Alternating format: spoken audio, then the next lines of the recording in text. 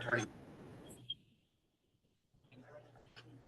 morning and welcome to the June 12, 2025 meeting of the Oregon Public Defense Commission. I'm Jennifer Amash, Chair. We are meeting in person today in Bend, Oregon, and we have 4 commissioners in person and a number of commissioners by video. Good morning, everyone. I see Commissioner Reinhardt, Buckley, and Monica by video. And I don't have my glasses on, so I'm looking to see if there's anyone else. It doesn't look like it. And we have Commissioners Harris, Manford, and Lipscomb, and me in person.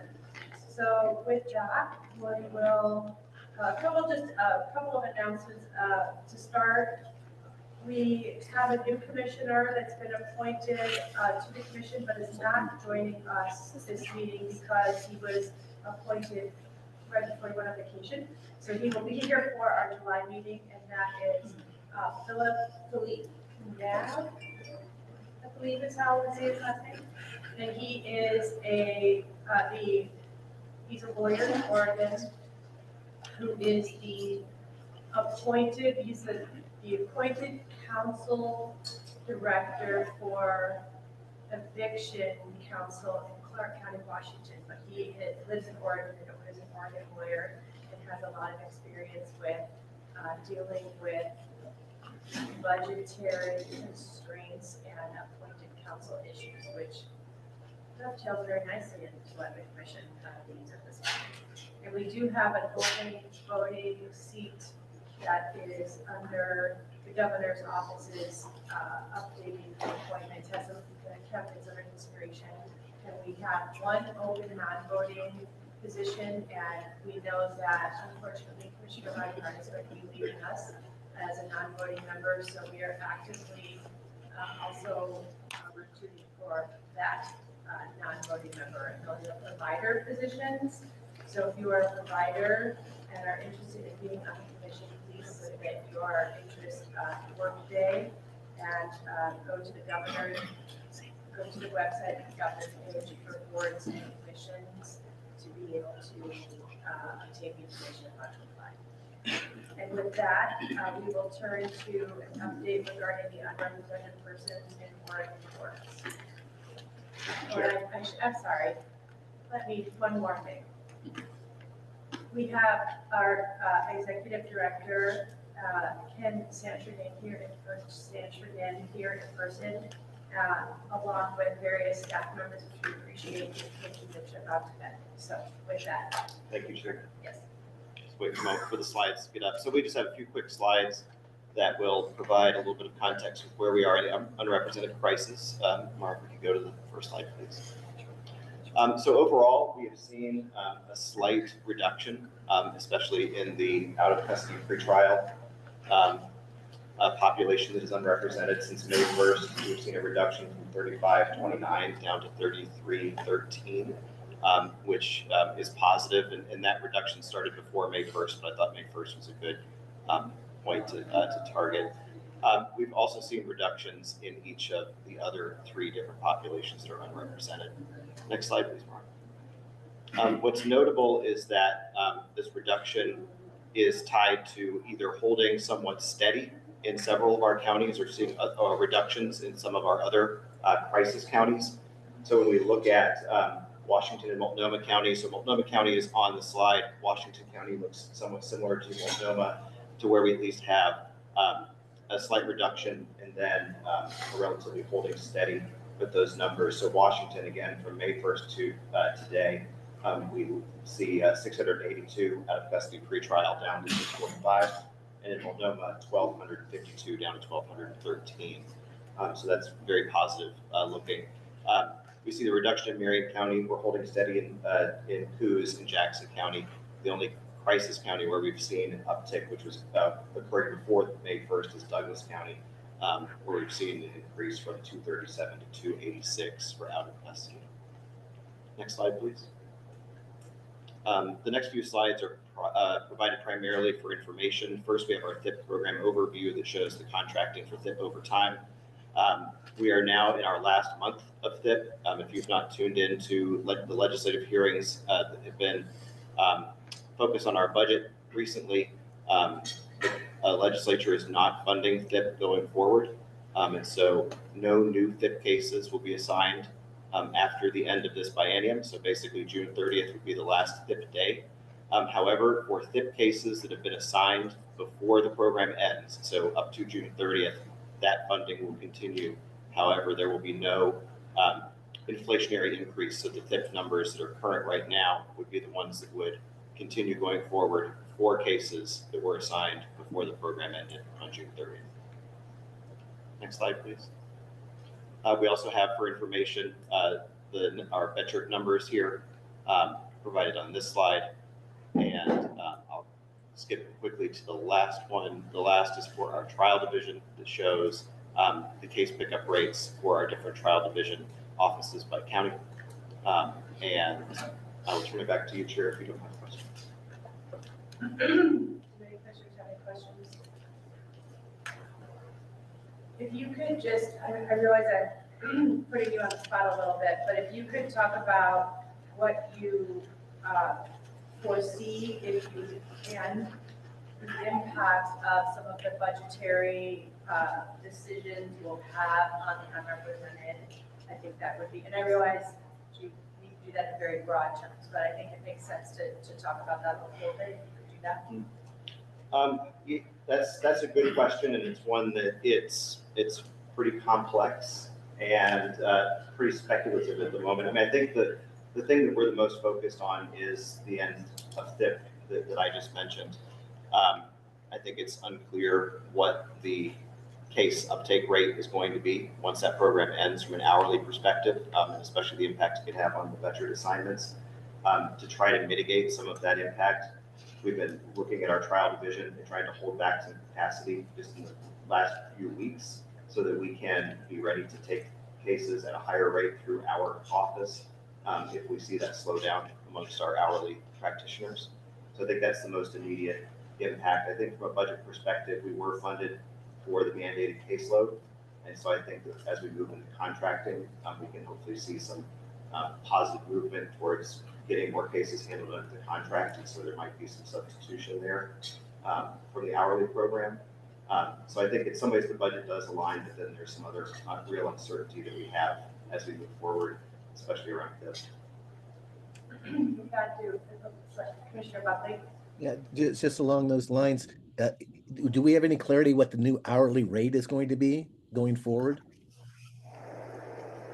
We have clarity on the hourly rates for most of our practitioners, and Lisa will cover that in her budget update when she does the legislative budget update near the end of the meeting. Okay. Are there any other questions related to the unrepresented persons situation? All right, it doesn't look like it. Thank you very much for that update. Thank you, Chair. And moving next to the budget update from Mr. Aguilar. Good morning, Chair Nash, members of the committee, and guests. My name is Ralph Amador. I'm the Chief Financial Officer for the Commission. I don't have updated budget slides for you this time around. If you remember last time, we did our best to make sure we got the most up-to-date numbers. Our state financial system doesn't close for another week, so we can't really provide any information off of that. I can say that things are going as planned, and what I have for you today is just some numbers that we can go over. PAE request, just some aggregate numbers to end the year, and this is through May of 2025. So for PAE pre-authorized expense approved requests for fiscal year 24, we had about 32,000. For fiscal year 25 through May, we've had 36.5 thousand, which is a 14% increase year to year. Our 23-25 totals for PAE approved requests is 68,000 through May of 2025, which is contrary to what we had in 21-23 of 58,000. So biennium to biennium, we've had a 16.3% increase in work requests that have been approved. For the AP side of things, and when I say complete, I'll talk about completed invoices, which means they're moved for payment. For fiscal year 24, we had 42,806. For fiscal year 25, we had 49,305, which represents a 15.2% increase through May of 2025 from the previous fiscal year. And AP is processing at currently around 40 days. The payment recap, and these numbers are going to be a little different than the slides you had were shown to you in the previous presentation, because those numbers went through June 8th, and my numbers go through May of 2025. So for hourly attorneys, including THIP, we paid out $57 million. Through May, we paid for THIP attorneys $36 million. Standard rate attorneys, we paid $21 million. Investigation, including THIP, spent about $30.4 million, with the THIP investigation coming in at $8.7 million, and our standard investigation at $21.6 million. To date, we've paid out $392 million in contract payments in May of 2025. And we paid out $169 million for all other expenses outside of agency operating expenses. The main issue we're dealing with right now is our cash flow, and we're working to ensure that we can pay invoices through the remainder of the biennium. This doesn't mean we're going to pay all outstanding invoices, just we always carry forward invoices into the next biennium. As far as cash flow, we're currently operating on a minimal budget for operations, and we've met with all program managers to ensure that only necessary expenditures are made outside of what our normal duties are. This enables us to ensure that all contracts and necessary operating expenses are paid, gives us the projected target to move all available funds to the areas that will still need funding.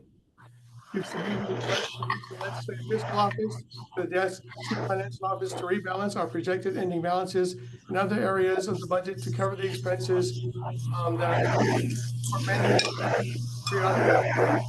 We're tracking expenditures daily and monitoring the cash daily, so to make sure that we can. Lastly, I would mention carry forward activity. We're still carrying an unfunded liability in PAE. What I mean by that, these are work requests that have been approved, but haven't been acted on, and that's normal. And we will be carrying invoices that have been received this biennium to be paid next biennium, which again is normal. Lisa is going to talk about the new budget going forward in her presentation, and I can assure you that we're on track to balance our budget at the end of this biennium. Any questions about the budget for Mr. Amador? Mr. Amador, I know we're just 2 weeks away from the end of the biennium, so not very long, but do you expect that with the direction to only spend what we need to spend, that the invoice processing time will go up, or are you still planning on continuing to try to process invoices as quickly as possible? I couldn't hardly hear you, ma'am. I'm sorry. I'm wondering if, as we approach the end of the biennium, are you expecting the invoice processing time to increase, or is the plan to continue to try to process those as quickly as possible for providers? I would love for the invoice times to increase. I mean, to come down from 40 days. But just because the massive, we received in May the largest amount of invoices that we ever received. So we're processing to that, and June looks to be on the same track as we go forward. The amount of invoices being submitted is increasing on a monthly basis. So while I would like to see the number go down, I don't see it realistically going down at all through time.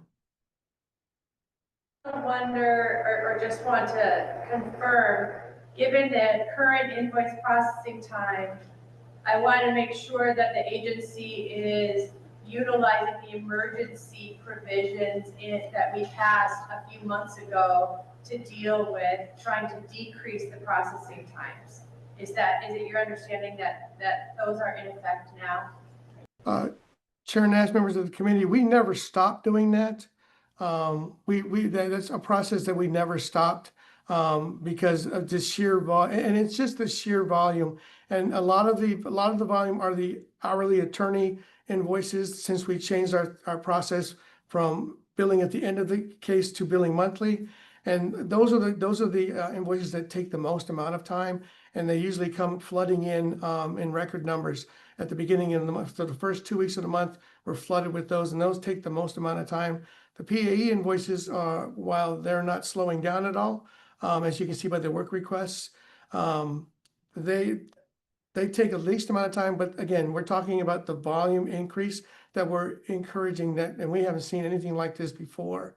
And again, like I said before, the staff is getting tired. I've got 3 or 4 people out sick right now, and 1 or 2 out on FEMLA. And while these people are out sick and on FEMLA, they're still logging in to do work. That's how dedicated this team is, including the PAE team. So they're working as fast as they can and as diligently as they can to get stuff. But again, the sheer volume of what we're getting is stuff that we just haven't seen before, and we never stopped the emergency protocol. I appreciate it. Commissioner Vandenberg has a question. This is just a point of information. If a provider submits an invoice and there's some kind of technical problem in the submission and it gets sent back, does that invoice go to the back of the line, or is it picked up at the place it was at where the problem was discovered? Chairman, Vice Chair Vandenberg, that invoice does not lose its place in line. We reach out several times to make sure that we can get the proper information for them. We don't want them to go to the back of the line at all. And if there is a problem or somebody needs something very quickly, our AP manager, Carla Bethel, will step in and process stuff. And she's done that several times to make sure that if there's something that's wrong and people can't get stuff done, that we get it done as quickly as possible. We want to get people paid as quickly as we can, and the last thing we want to do is hold anybody up. A particular provider repeatedly has problems with the submission. Is there someone who can work with that provider to make sure that they understand what they need to do so they can do it more efficiently the next time? Chair Nash, Vice Chair Vandenberg, we routinely have people that have issues with submitting bills, and we do sit with them, and we have numerous interactions with folks that go unnoticed, where we step by step walk them through, sometimes 3 or 4 times, to try and get them in the system and all. And oftentimes, if they can't do that, get it right, that's when our AP manager will step in and on the phone walk them through and get stuff paid for them. So we do take extraordinary measures. Again, that takes away time from everything else, but we do take extraordinary measures on a regular basis to make sure folks that have problems submitting invoices get that stuff done. Are aware, I'm sure some of us sometimes are contacted by providers who had some issues, and if the provider indicates to us that the measures you've just outlined haven't happened, I assume that talking to you would be the right place, the right step to take. Chair Nash, Vice Chair Vandenberg, yes, I'm happy, and I have stepped in. I've got multiple emails to where they're saying I'm not getting help or I need help. And again, we walk through this, and if I have to hold people's hands, I'm happy to do that. But again, we drop everything to make sure that the last thing we want to do is hold somebody up that is having technological problems. But sometimes when folks just don't turn in an invoice, or instead of following the procedures of separating things out so that the system will accept it properly, we'll have to step through that with them. But again, we never turn people away. And we'll be, there's several times where we just stop and help people to get through this. Again, we keep a record of all the interactions with folks to make sure that that we're not going over things. And I guess there are a handful of folks out there that have problems with the system, and that we've got numerous interactions with them that have walked them through this. So. To know what goes on internally so that we can respond appropriately to people who contact us. I appreciate it. Commissioner Reinhardt. Thank you. I just had two quick comments. First of all, I've been critical in the past of the time that OPDC has to pay contractors and how long and I don't just mean attorneys, I mean providers, particularly investigators and other folks who need the money on a very timely basis. I continue to have that critique, but the other thing I want to say is I really appreciate the folks in the PAE department who do the work. I think they do an excellent job, and I particularly want to highlight Kristen McClellan. She does a great job when there's a question about very quickly emailing. It's very hard to get a hold of people on the phone at OPDC, but by email, they're quite excellent at responding very quickly, particularly Kristen. So I just wanted to highlight that because I'm usually complaining about something, but I wanted to highlight this. So thank you. Thank you. Are there any other questions, comments, concerns? Issues? Yes, Commissioner Harris. I do. I think there does seem to be a disconnect in the information we're getting between this particular issue on payment about invoices being submitted and either kicked to the back of the line or not kicked to the back of the line neglecting. And I think that I'd encourage, I guess, folks, providers who are having that issue to contact me directly. I need details. I want some details on this, so I will be happy to take a look at this because we just keep getting different information from providers and the agency and from Mr. Evans. So if you feel like the best way to get the information is to go to the commission, this is one reason why we're here. I mean, I don't want to hear every single complaint, but this is pretty important. And because of the level of disconnect from what I'm personally hearing, I'm more than happy to take some details and pass that along. Thank you. Same here. All right. Other questions, comments? All right. Okay. Now we're going to next move to, a little bit early, move to the provider feedback portion of our commission meeting. And before we call up panel members, I just wanted to briefly talk about this particular segment of the meeting, what we're doing, what we're hoping to accomplish, what we want to be doing in the future. So when we had our last in-person meeting in Bedford, part of that meeting developed a more open line of dialogue and communication with providers directly, and the commission found that to be really helpful. We were able to elicit some information that we, particularly around barriers to representation, that we had not heard previously, and found that to be much more helpful and effective really than public comment, which we also love public comment, but public comment is one side. It's direction from people to us, and then there's never any information that goes back. And so then there isn't really an opportunity to ask questions or to have any sort of input. And so we wanted to initiate a process where there was a more open dialogue and discussion that was back and forth. And so that is what started this, our now first provider feedback segment. We plan to do this in future meetings as well, and plan to have kind of an open portal, for lack of a better way to put it, of people at any time who can submit questions. And the idea will be, if these are easy operations questions, someone from the agency can answer that, but if they're more policy related questions or important information that you think that the commission should talk about, we're going to do that. And we're going to engage in these dialogues and feedback sessions pretty regularly and address topics that are coming up that are in common that people are talking about and asking about. With that, because this is an unscripted open session, I want to be clear that we're not going to make any decisions. And the open discussion that we may have here doesn't mean that that's what we may be deciding in the future. It's not, things won't be set in stone.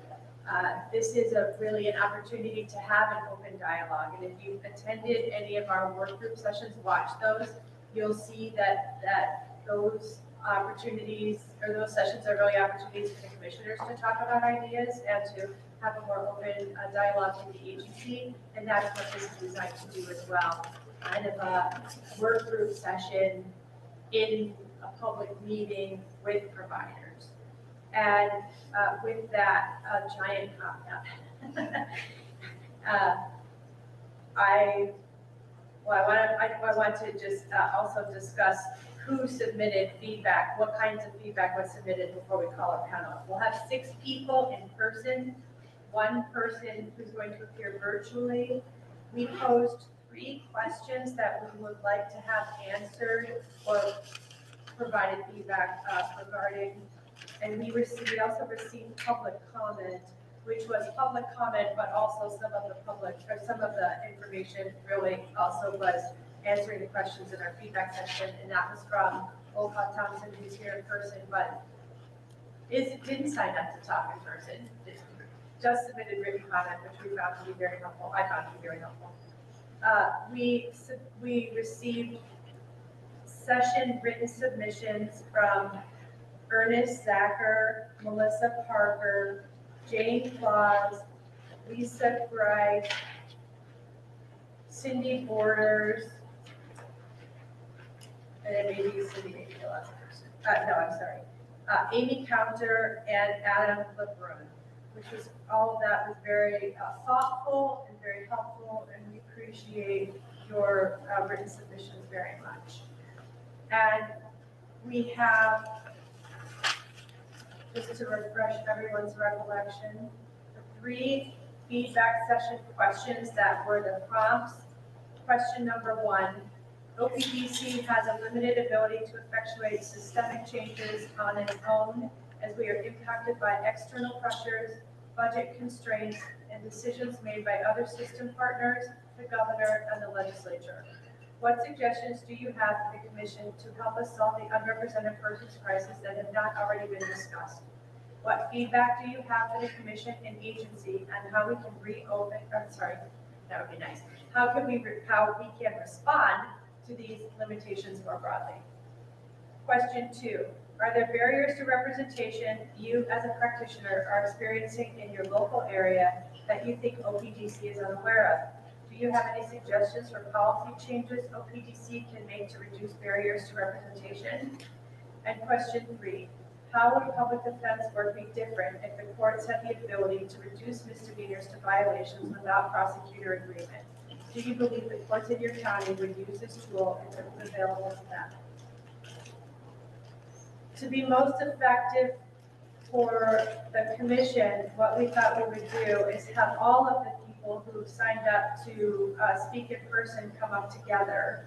And we've grouped the people who have signed up to speak by groups in terms of the questions. And so we're going to, rather than do person by person, we're going to do question by question.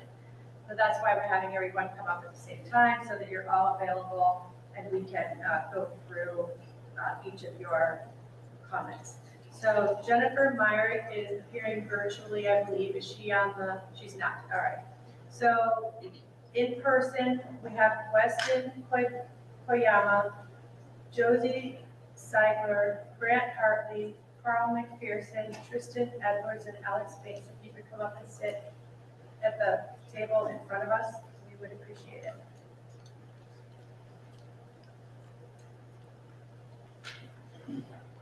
And we are a little early, so just keep an eye out for Jennifer to log out.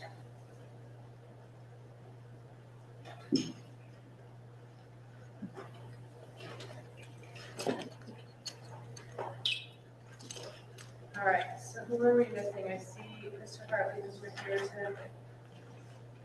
You introduce yourself. Yeah, Alex Spinks. Okay, and Hi, I'm Tristan Edwards. okay. So we don't have Josie Seidler, and Alex Spinks. Alex is. Oh, Alex. We don't have. Yes, Wesley Koyama, thank you. All right, well, if they come in, they can come on up. Well, you've already introduced yourselves, thank you. And I guess I'm facilitating this and I'm doing a marvelous job so far. So, question one group, it looks like everyone answered, so that makes it easy. So let's just start off with your suggestions, and then we'll just talk about them. So I'm just going to go from left to right.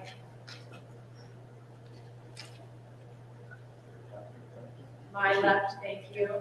And now you're gonna have to remind me again, because I really have horrible names. Alex, okay, so I'm gonna put you in the number 1 position.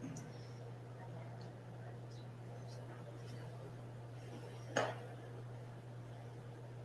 right, now I'll remember your names. Thank you. All right, let's start with you, Mr. Spinks. Why don't you talk about what you think, what feedback you have for the commission about how we can respond to limitations more broadly with the unrepresented persons crisis? Yeah, thank you very much, Chairperson Nash. So I have been working in public defense now since 2012. I started as a law student at the Public Defender's Office at MPD in Washington County.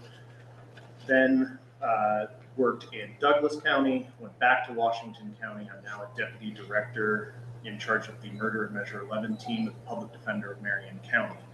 In that time, I've seen a lot of changes that have happened with the agency and the commission and the way in which we've been responding to appointing and having quality representation for individuals charged with crimes.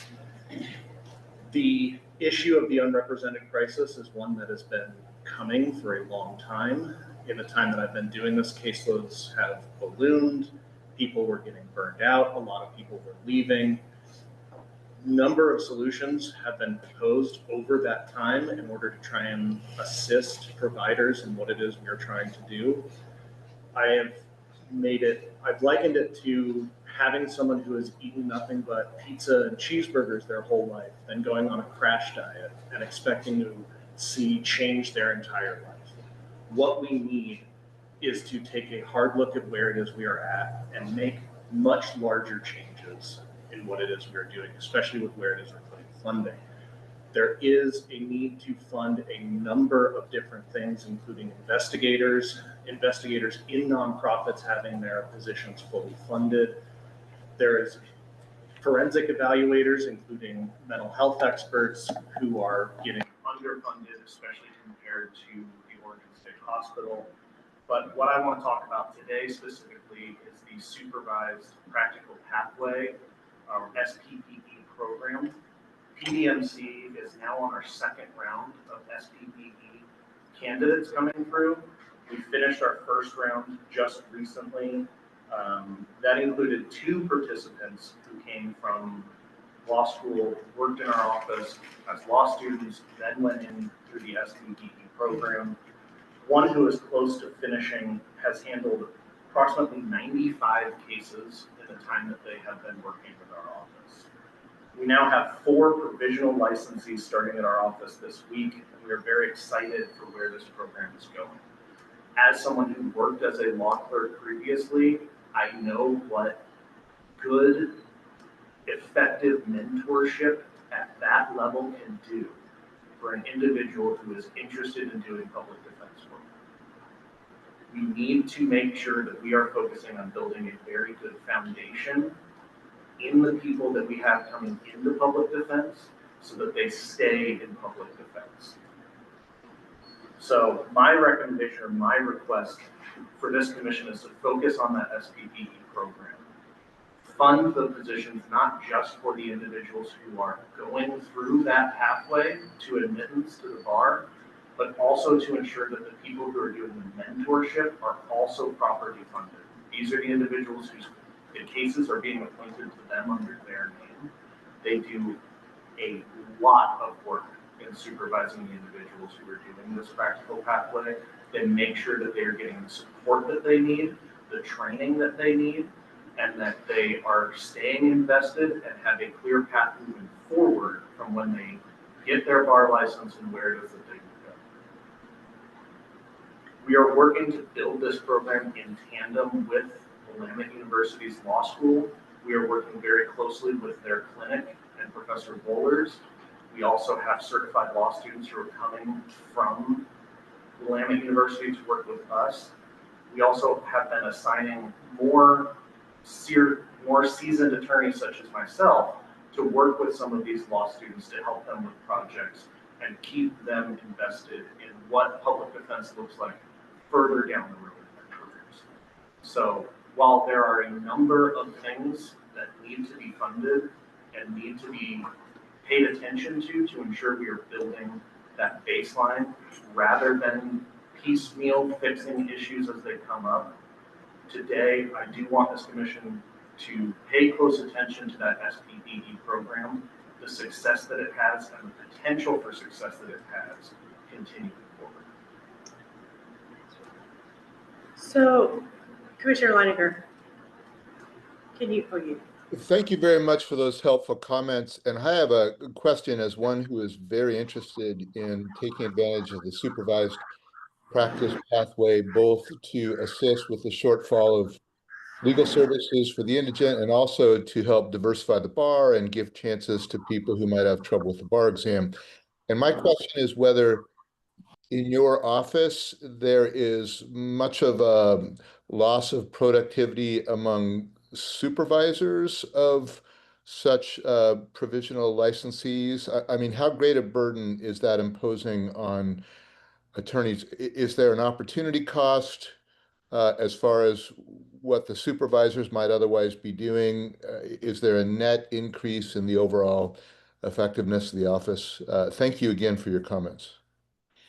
Yeah, I would say with anything, when you are doing something like this there is going to be, at least from the more seasoned attorneys, they're not doing as much casework necessarily or high level casework as they could be. But the kind of exchange on that is the attorneys who are going through this practical pathway are getting much better experience and learning much more than they would studying for the bar exam. And the long-term effect of that is that they're able to handle more cases. The idea that so far, I have no reason to believe this wouldn't be true 3, 4, 5 years from now, staying in public defense and doing those higher level cases. And so while there is that trade-off of the immediate with the supervisors, because it is a heavy lift for the supervisors, we are very fortunate at PDMC to have the attorneys that we do as the supervisors. Carrie Peterson is the one who handled the first 2 SPPE candidates that came through our office. She took it very seriously. She did a very excellent job with those SPPE candidates. It does, however, limit her ability to do J-law cases, Measure 11 cases, things like that. But again, the long term, which is what our focus is on, is that it's going to be better for public defense. so I sort of a nuts and bolts question about that. So if you have one person who's a 1.0 FTE who's supervising 2 SPPE lawyers, and the cases are all assigned to the supervising lawyer, how does that, so you have 3 lawyers doing 1 MAC, or how do you do that? And so as That's far what as, I'm wondering. yeah, the nuts and bolts part of that, I know that there's 2 presentations that are going to be done here at the conference this weekend, which I think that might be a good question for them on the nuts and bolts of that. Ms. Peterson, who, like I said, is the one who supervises the SPPE program, would have a better idea specifically on the MAC and how that is ultimately being utilized. I've been assisting somewhat with it, but not nearly to that extent.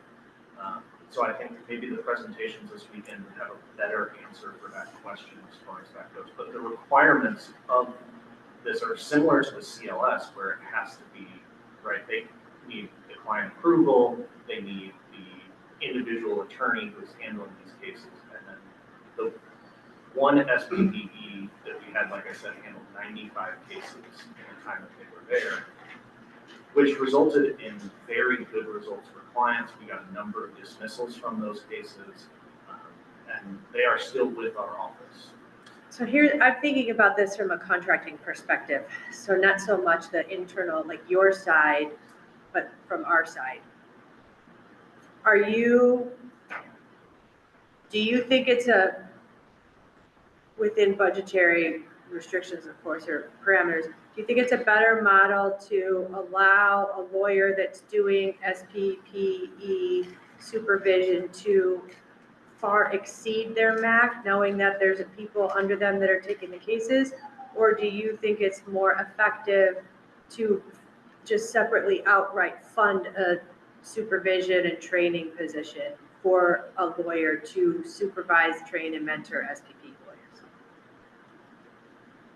That is one I think is going to be highly dependent on the individuals doing the SPPE pathway and the individual who's doing the supervision. It might be better to simply fund them as an SPPE supervisor and then fund the SPPEs at the same amount as a misdemeanor attorney. But obviously when they're doing that, they're not going to be able to handle the same number of cases. Yeah, we have a reduction now for first-year lawyers Right. to take reduced number of cases. Okay, well, that's helpful. Yes? Couple of questions. Thanks, Alex. I appreciate that information. I think it's a really good start on the program. How long was that lawyer licensee? I'm not sure how you refer to them. Lawyer. We call them lawyers. How long were they working for you at the office to do those 95 cases? So they were with our office as a law student when I started there, which was in September of 2023. And then I believe they entered the SPPE program in June of last year. So they're approaching the end, so it's about a year that they've been doing the SPPE specific. Are they still with your office? Yes. Okay. And it's probably too early to tell, but have any of the individuals going through the program received licensing? And if so, are they still in public defense? So the one in our office who is staying with our office is finishing up to receive licensing. My understanding is they had one last thing to do, and so that was actually a memo that they wrote for one of my cases. Could you speak up a little Yeah, bit? so the person in our office who I was referring to, she has one last thing that I believe needs to be approved and then would receive full licensure. Thank you. So I guess I had just two comments. Number one, I think that it would be valuable if the agency developed some sort of a standards for this or templates, and I think it would be multiple templates because what works for, because I think this is an opportunity for small lawyers and law firms, onesies and twosies, as I used to call them, to potentially bring people in to help them with a caseload and figure out how that's going to work. Honestly, it's very similar to mentoring that I used to do at my law office to bring people in. And the template has to be pretty flexible because there's different kinds of providers, different kinds of places, different blends of practices. But I think it would be helpful to maybe have some guidelines at least. I don't think it needs to be focused on what a larger law firm like MPD needs to do or chooses to do. I think it really has to be flexible so people who want to do this and do a good job can have the opportunity to do this. And yeah, the funding is going to be a big piece of this, how that's structured. Thanks. Any other comments or questions for Alex? Yeah, I have one, Alex. Have you or anybody else involved in the program had contact with any of your legislators to make sure that the funding is available for us to do all the things that you're suggesting, which are great ideas? So I have not spoken to them directly about that. I would be surprised if they have not had that kind of contact. You don't know offhand who might have I don't know worked on specifically. that? Okay. Because obviously, the more we're funded, the more we can Yes. support it. Yes. We have no control over. And again, I want to reiterate the importance of the program is in its long-term benefit. For sure. There may be short-term costs that we're going to be looking at in the reduction of certain attorneys and the amount of cases they can do.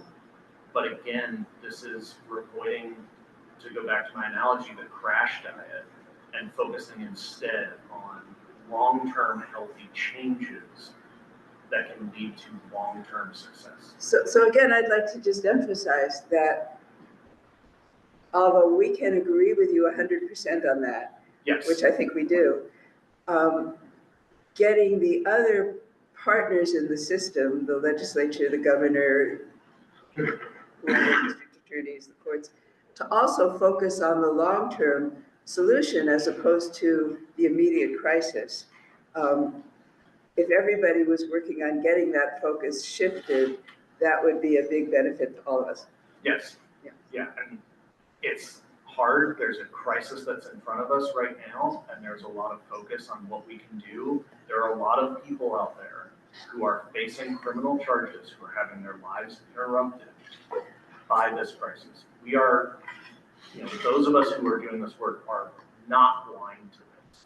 We are doing what it is that we can, but at the same time, simply sending an attorney in with 500 cases or overloading the attorneys doesn't work at all, obviously. It's not going to do. Instead, we're, as I said to judges before, when they try and put unreasonable timelines on cases, I can do this case like that right now, or I can do it the way I want to in 2 years when it comes back on PCR. I know, yeah, Commissioner Reinhardt. Oh, hi, Alex. I have just two questions for you. I think I'll just pose the two questions together and you can answer how you like. The first question is, I know when SPPE candidates come in, they really, really want to make it work, and they're probably willing to agree to anything, whether that's a good idea or not.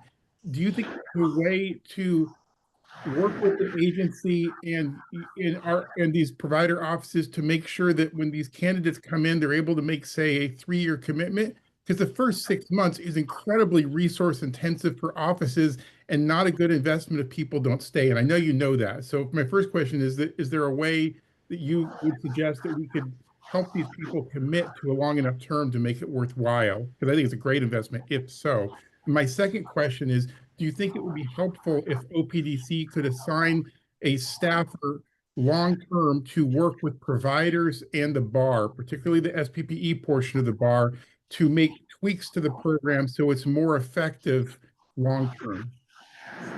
I'll start with your second question. I don't necessarily see a downside to that, because when we look at the SPPE program, or realistically any number of programs, when you're trying to fit that into a number of different areas of practice, it doesn't always translate. So having someone with the commission and maybe a provider who is doing the SPPE work regularly, working with someone on the bar to make the necessary tweaks to ensure that it's working well, I think that would be beneficial to make sure that we're getting what it is we actually need to be doing for the people who are going through the program. As far as the longer term commitment, I don't know that there's a way to necessarily do that. I agree that there's times where, especially new lawyers, will sign up for nearly anything, including a time commitment, without fully knowing. I think this is one of those risk reward type things where if you get people doing it right, you have the right kind of mentors, you have them doing the right kind of cases and working it through, that will work itself out. That will get people who stay in public defense because they have seen what the work does, how the work moves forward, gotten the support that they need, gotten the tools that they need to stick with it. And while we may lose 1 or 2 every now and then in a cohort that we bring in, I think overall we're going to see more people staying in public defense for longer periods. All right, thank you. That was very helpful. That was great. All right, Mr. McPherson, you're up. Good morning, Chair Nash, Director Sanchagrin, members of the Commission. My name is Carl McPherson. I'm the Executive Director of Metropolitan Public Defender. I've been a public defender for 27 years in 3 different states. Speak louder. Yeah, I've been a public defender for 27 years in 3 different states. So I have a unique perspective on what I think works and what does not work, and what I believe is problematic in Oregon and why we are where we are at. There's really three topics I want to talk about. Number one was, I agree with what Mr. Spink said, and I want to focus on long-term solutions rather than short-term solutions that have been bandied about by other people in the state that are not effective. Secondly, I want to point out some solutions that have been put forth by public defenders of Oregon that unfortunately have been ignored by not this commission, but other people in the state, and I believe the commission should be aware of. And third, I want to talk about the differences between grand jury states and preliminary examination states. I truly believe that would be the biggest game changer that the state could do to take care of the unrepresented crisis. So in terms of focus on long-term solutions, and I apologize, I know some of this has been discussed, but I believe there's more context that's needed. So I want to go through it. I'm sure you'll stop me if I'm going too far. In terms of survey and data that we have data from OCDLA showing that from surveys, that the reason why people left full-time public defense during a roughly 15-month period of time, the top two most significant reasons were compensation and caseloads. That's important. Secondly, we know from OPDC's data over an 18-month period of time that a quarter of your full-time contractors, it's actually about 21%, left public defense. They left their full-time contractor. 67% of them left public defense altogether. That is a horrific stat when you're trying to actually have a system work in the state. 26% of that 21% that left went to the hourly program. There's comment and discussion from people that the private bar is the answer. I disagree, and I believe the data bears that out. If the private bar was the answer, we wouldn't be in the state we're in now. Because in August of 2022, this commission adopted, according to the Sixth Amendment Center, the second highest hourly rates in the United States of America. And yet the unrepresented crisis has continued. I want to say thank you for the commission because I believe you're in a very difficult position. I think you're kind of in a no-win position because of the way the statute is set up and based on the fact that when there are limited meetings with other people outside of public defense, they generally spend their time bashing the commission or bashing the providers, which is unproductive. And I believe that part of that is political because they don't want to self-reflect on their actual contribution to the situation we're in. So that's why I bring up those stats. I'm not upset with the commission of the FIP program. I want to explain them because I don't think people truly understand how that has bled the full-time providers. And so I want to go a little further with that. When a full-time provider leaves, we generally get about 30 days for resignation. Sometimes we get less, sometimes a little more, but it's about 30 days. Because of vertical representation, which is in the contract and which is absolutely best practices, and the fact that often those individuals that resign say they're not going to do public defense anymore and don't want to take cases with them, they say they're not going to do public defense anymore. So we have to cut them off from pickup for those 30-day window that they have resigned. That is 30 days when an individual is not picking up clients for cases. There are not people waiting outside the door to come into public defender offices or public defense in Oregon. That is very clear from the data. It takes anywhere from 1 month to 4 months on average to replace that individual. That means you have 2 to 5 months on average where a slot is not picking up cases or clients. That is one of the most significant contributors to the unrepresented crisis. You lost a fifth of your full-time providers. When you lost them, we lost 2 to 5 months worth of productivity and 2 to 5 months of picking up cases. And 67% left public defense altogether, and 26% went to hourly. And of the 26% that went to hourly, I want to give you some statistics on that as well, because this is extremely important for people to understand. When people make claims that there's more public defenders now, that's inaccurate. There's some accuracy to it, but the context is grossly missing. And the context that's missing is that the full-time providers are the ones that are doing the majority of work. The hourly providers and this is based on data and actual analysis, in a 33-month period of time, 33 months, 35% of your hourly providers took 5 or less cases. Could you speak up? Yes. In a 33-month period of time, 35% of your hourly providers took 5 or less cases. So the hourly program, which costs a significant amount of money, is just not productive to the short-term, long-term health of the system, and does not help the long-term system in terms of having the full-time providers being prioritized. Mr. McPherson, is that data broken down by case types? It is not broken down by case types. All right, thank you. I could do that, but 5 cases in 33 months. Well, 5 murders in 33 months would be a lot, but yeah. I mean, I'm just 33 months, our office is taking the equivalent of 6 murders a year. So over 33 months, that would be the equivalent of roughly 11 murders. But I guess, I mean, to push back a little bit, I mean, I don't disagree, but I think the idea about hourly was not for those people to be taking a full-time caseload, but those people are the private bar lawyers who are just, you know, pitching in and helping out, for so to speak. So if they're just taking one case here and there, I mean, we know that there are not enough full-time, let me even make it more granular. There are not enough public defenders under contract, regardless of entity, whether it's state trial division, consortia, nonprofit public defender, to cover the caseload.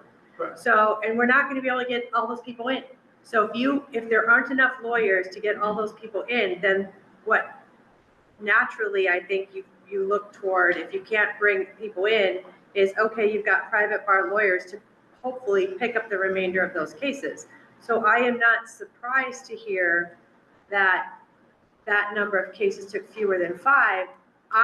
Where I disagree with you, and me personally, not for the whole commission, is your comment that that's just not productive, because it depends on what your goal is, right? If your goal is, well, private bar lawyers should be taking a full-time caseload, then sure, you could say that's not productive. But if the goal is to have those lawyers picking up extra cases that we can't get covered by full-time or contracted lawyers, then it is productive. So what I guess I want to know, what do you mean when you say productive? What's your definition of not productive? Sure, and I understand where you're coming from, Chair Nash, and I worked in a state where it's 4 years as a private defense attorney, and I took conflict cases. Those were overflowing conflict cases, and as I wasn't paid hourly. That would be the goal of the hourly program. That's what my point is. That's not what's happening. You're losing 21% of your full-time providers, and 27% of them are going to the hourly program because they're leaving full-time caseloads, and now they're taking caseloads at a fraction and billing significant amounts of money. I guess we're talking about 2 different things. Yeah. I believe the hourly program is absolutely necessary and critical for the state to maintain.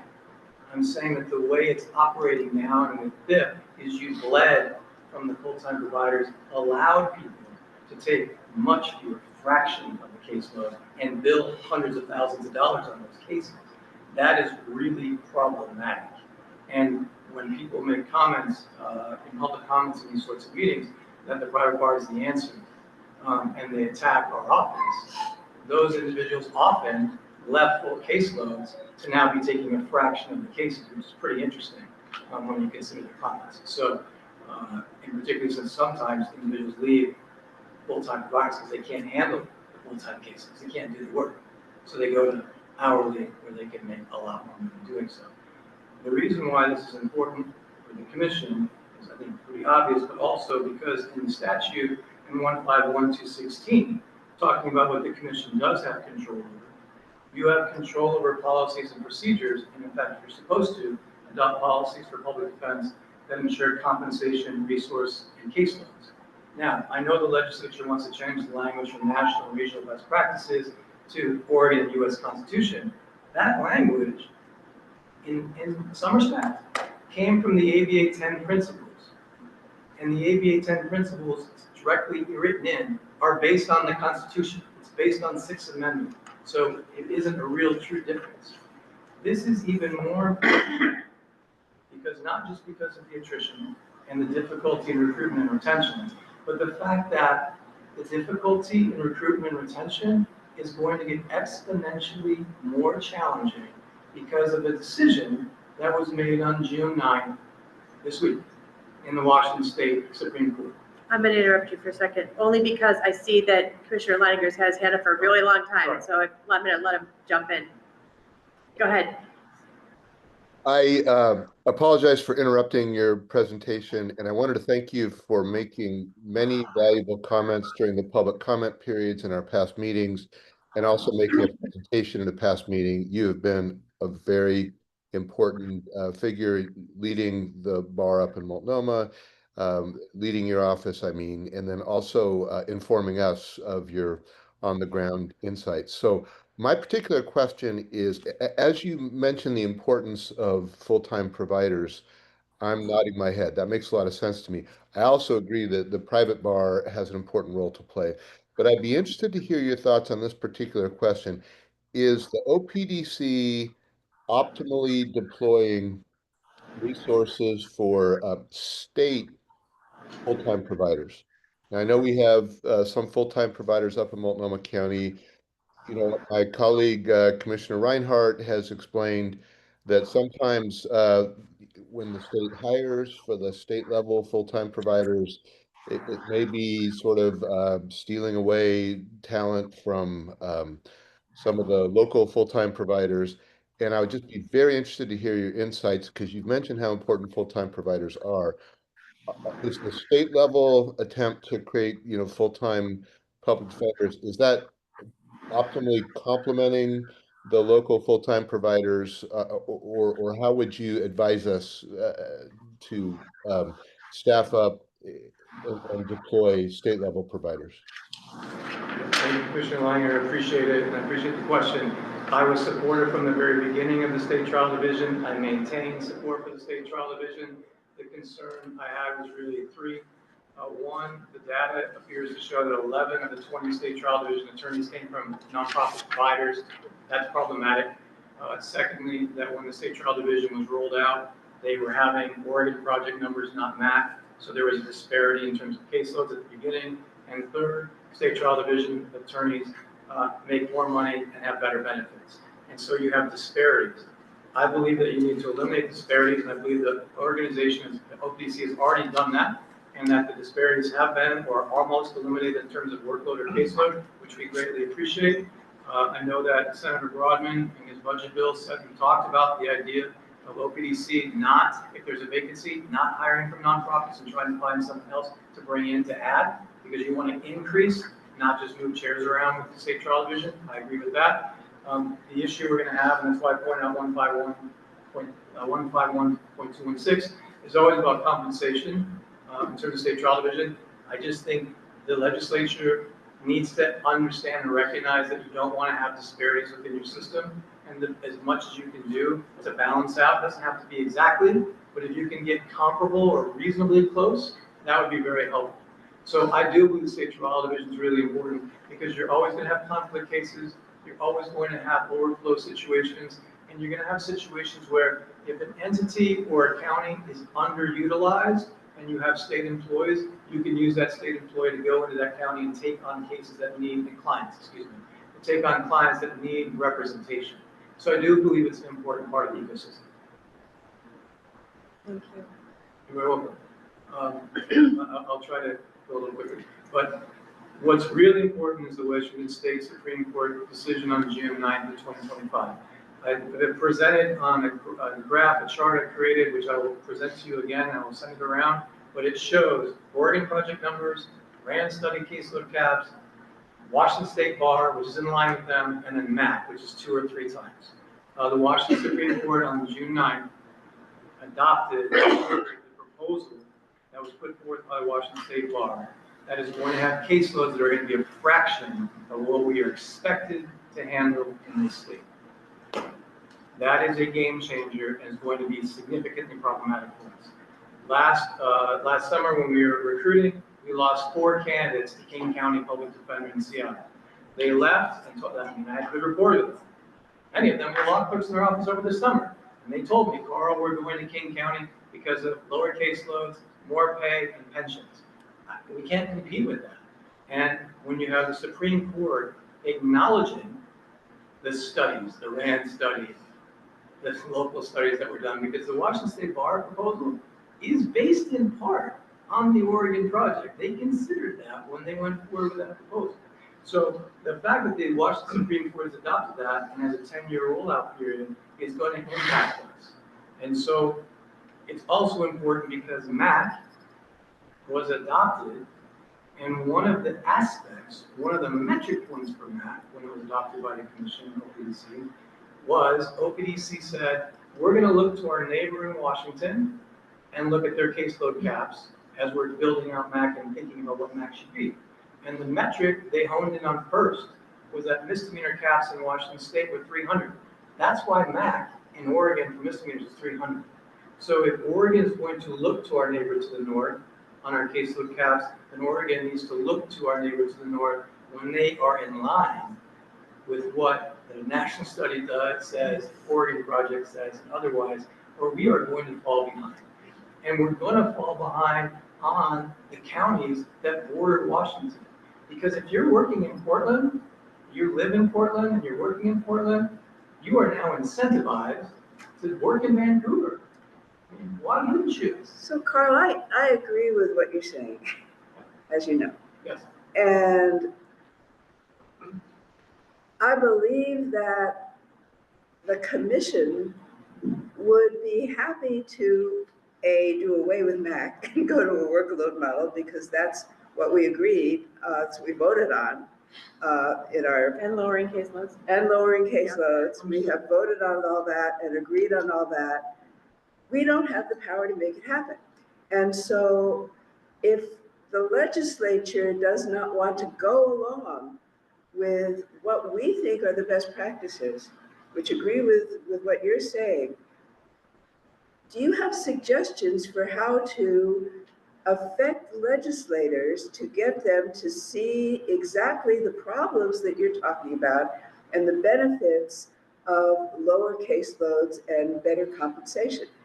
If we could pull those things out of a hat, I think this commission would do it in an instant. Well, so have you talked, I know you talk to legislators, when you talk to them, how do they respond to these kinds of this kind of input that you're making here? Yeah, and so, again, I understand exactly what you're saying, Commissioner Manenberg, and yes, talk to legislators, prosecutors, judges, policymakers, and the problem is, from my perspective, that they are in the mindset that Oregon project's a joke, it's not accurate, so disregard that. The RAND study doesn't apply to us, we're an unrepresented crisis, and they don't want to take any accountability about any contributions they've made. And so it's easier to bash OPDC and bash the providers, and that's what we see. So exactly, and Yeah. so the problem is jointly, Yes. with us and the providers, figuring out a way to interrupt that narrative and Agreed. change that mindset. And I think part of what question one is focused on is finding some new ideas about how to work together to change that narrative. And boy, I'm sure open to some ideas about how to do that. I agree, and I think there needs to be context to what I wanted to say, and I believe some of this has not been discussed, has not been on the record, and people aren't discussing. And certainly the Washington Supreme Court opinion is a brand new opinion from this week that is going to have a significant impact. So I believe what the commission can do is talk about these ideas with, and I'm not saying you haven't, I think, but bringing up the Washington Supreme Court order and how that is going to have a significant impact. And quite frankly, it's not about justification, but it affirms what you've been talking about, what you've been trying to do. And how does Oregon ignore what the Washington Supreme Court says? How does the Oregon State Bar ignore what the Washington State Bar has done? And I understand it's a different process in Washington between Oregon. I understand that. The process is that the Washington State Bar is supposed to come up with a proposal on caseload counts. What? The Washington State Bar is supposed to come up with that proposal. It's by regulation or some sort of provision in Washington. That's just the way it works. And and then the Washington Supreme Court adopts. I understand that. But the Oregon State Bar should be looking to the Washington State. And I believe that this is discussion points that need to be made. The Public Defenders of Oregon has solutions that we have been discussing that I think that need to be looked at by the commission as to what you believe has not been discussed with policymakers and legislators, and that you believe you can put forth. Because there are many solutions within our document that would cost 0 cents. And it really just involves bringing the other members of the system to the table to have an open, honest discussion about where we are and how we can have a healthy system. And I do not want to put any pressure on Director Sanchegrin, and so I don't want that to be perceived this way. But when ODAA comes out with a statement saying that Director Sanchegrin is a great choice, and they have a lot of optimism, when they come out and say that the 12-point plan is a great plan, and they have optimism, these are things we've been talking about, and other people are saying the same thing, great. If that is how you truly feel, then you should come meet with the Director Sanchegrin and have the other members of the system come and meet and talk about where we're at. Can we just have an honest discussion about how we got here a little bit, and then talk about what we can do going forward? Because they have faith in the Director Sanchegrin, as do I.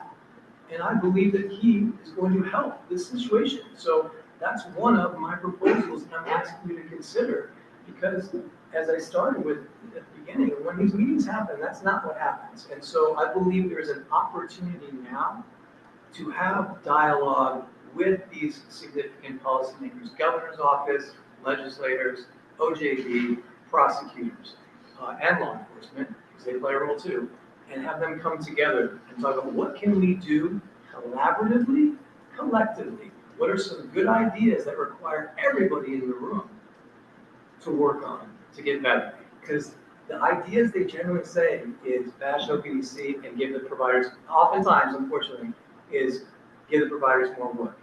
And I'm very happy, and I want to put this on the record, I am extremely happy with House Bill 5031 and the budget that has at least made it through the Public Safety Subcommittee.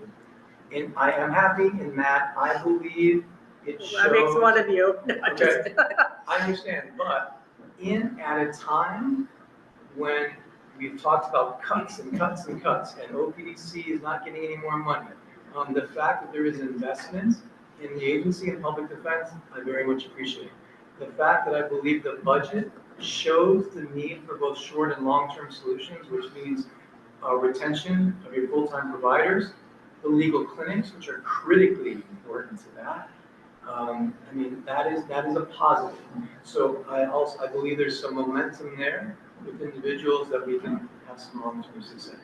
So you were in those meetings, the work group that was convened to get all the system partners together to try to have those discussions. And I think it's fair to say that your summary of what happens in those meetings is, or in the system, is also what happened in those meetings, where it wasn't let's sit down and have a collaborative discussion about what we can do. It's let's figure out what OPDC can do that they're not already doing because they're not doing a good job. So how would you suggest, from a practical standpoint, of changing the narrative so that that's not the discussion that continues to happen? I do think it's providing more data and research. I think there are times that we could do better with data and research as a starting point. I do believe it's the data and research also needs to come from the providers, and it's challenging for us. It is a nationwide problem that public defenders are under-resourced, and data and research is not generally what we're resourced to do. We're resourced to represent the client. But can we do better with not just anecdotal evidence of late dismissals and late discovery disclosure and high acquittal rates? MPD, I don't have the data, but my guess would be MPD tries more cases in the state than any other entity by a pretty significant margin. And in the last 10 days or so, business days, we've had, I believe, 5 acquittals in 5 different trials. And in one of those trials, it's downright offensive that case went to trial. A man who was seeking mental health help on the side of the road was then beaten by a police officer, was ultimately charged with resisting instructing a police officer, and we had to go to trial to defend him. And he was acquitted. So anecdotes are helpful, but I do think we can do a better job of that so that hopefully the system understands that there's more that can be done, particularly on discovery, particularly on late dismissals, particularly on overcharging and charging decisions that shouldn't be made. Also in the solutions, you know, we as a state have very few diversionary options. I'm sorry, but it's just true. Yeah. And the pushback from prosecutors when I say this is, well, you just want more cases dismissed and you're politicizing this. No, I'm not.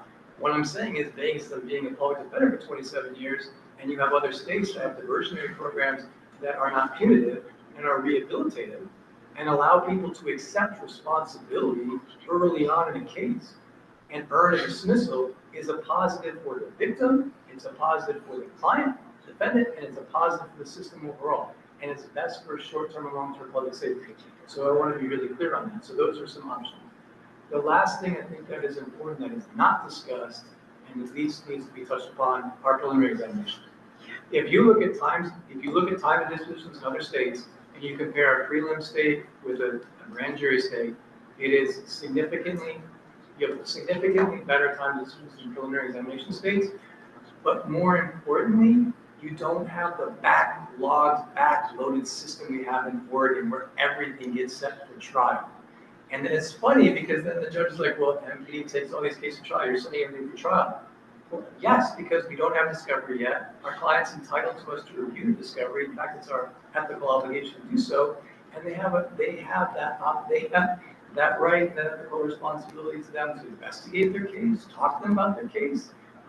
This is a McDonald for processing people. So it's a preliminary examination state also weeds out the charges that should never have made it through a grand jury. But when the state is able to go to a grand jury in private, in secret, and present limited evidence, law professors, we have Commissioner Leininger, I remember hearing in law school, like, you could indict a ham sandwich, was the comment. So through a grand jury process. The preliminary examination process weeds out cases early on. And you don't have that backlog system. And it's not just your trial rate, because people will say that. There's an article that talks about it. There's low trial rates nationwide. Okay, that's fine. It's your preparation time. So it's not just the case I'm going to trial on, it's the fact that preparing all these cases to trial, they have been dismissed at the last minute, which is exhausting and demoralizing and not good for the system. So it used to be,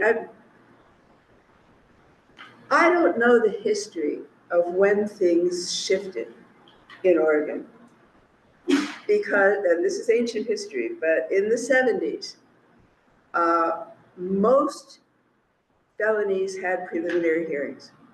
Almost no cases went to the grand jury. That was saved for either really serious cases, at least in Multnomah County, really serious cases, or cases where for some reason they needed, the prosecutors felt like they needed to protect witnesses from being cross-examined, which happens at a preliminary hearing. And I don't know when the shift occurred. And it would be interesting if there was some way to come up with statistics about caseloads, which I'm sure we can't do, but number of cases that went to trial versus number of cases that didn't. There may be a way in the court system to come up with statistics and figure out historically what an impact that shift made. My guess is that the shift happened sometime in the 80s. Yeah, that's what I think. Yeah. From monitoring. Practitioners who've been around for a while would probably answer that in the audience. I suspect Judge Lipscomb may have a better idea than I do. But I do know that there was a case where Oregon could do both prelims or grand juries, and then there was a case that said you have to be consistent and have an adopted policy if you choose which to go. Most counties didn't want to do that, so they started doing grand juries. Washington County did adopt a policy, as you know, Alex and Carl, very well. And the downside of that, as you know very well, the offers come in, it's way prelim if you want to keep discussing your case. Right. And so I'm not sure if prelims are the absolute. Maybe there's rules you could put in place that would address that particular problem, but that's almost the worst case scenario in some cases, because you get these offers in Washington County, waive prelim, and we will keep talking to you. And go, gosh, should I waive prelim? I don't know. I do want to get an offer, it's a misdemeanor offer, for instance, and then, so it does have adverse consequences too, I would say. But again, there might be rules in place you could use. Sure, Maybe but- Judge Lipscomb has a better history recollection than I do on the reason for the bifurcation. I didn't have much contact with the criminal justice system as a young lawyer. I did right off in the beginning take some court-appointed cases, but as soon as I found out how lawyers back in the late 70s, early 80s were treated by the court system in terms of fees, at that point, the judge determined the fees and was often $50, depending on, regardless of how much time you had in the case. So I did, I think, 2 cases and took my name off the list. My next contact with the criminal justice system wasn't until I ran for a judicial position and was elected. And I was in district court for, I think, 7 years. And so I wasn't dealing with the big cases, I was dealing with the little cases. And my experience at that level, and I haven't had much since, but my experience at that level with criminal law was that most misdemeanor defendants come into court anxious to get their case resolved, and they don't really care so much how it's resolved. They need it resolved so that they don't miss work 3 or 4 times in the following 2 months, because they're going to lose their job and they have a family to support. They just want it over with. And my own view on these misdemeanor cases is that the bulk of them could be handled as violations and resolved on a first court appearance. And that's my take on the system. I don't have the background that the rest of you guys do. And I respect what I hear from those of you who are practicing regularly in this area. But I know there's a lot of low-hanging fruit out there.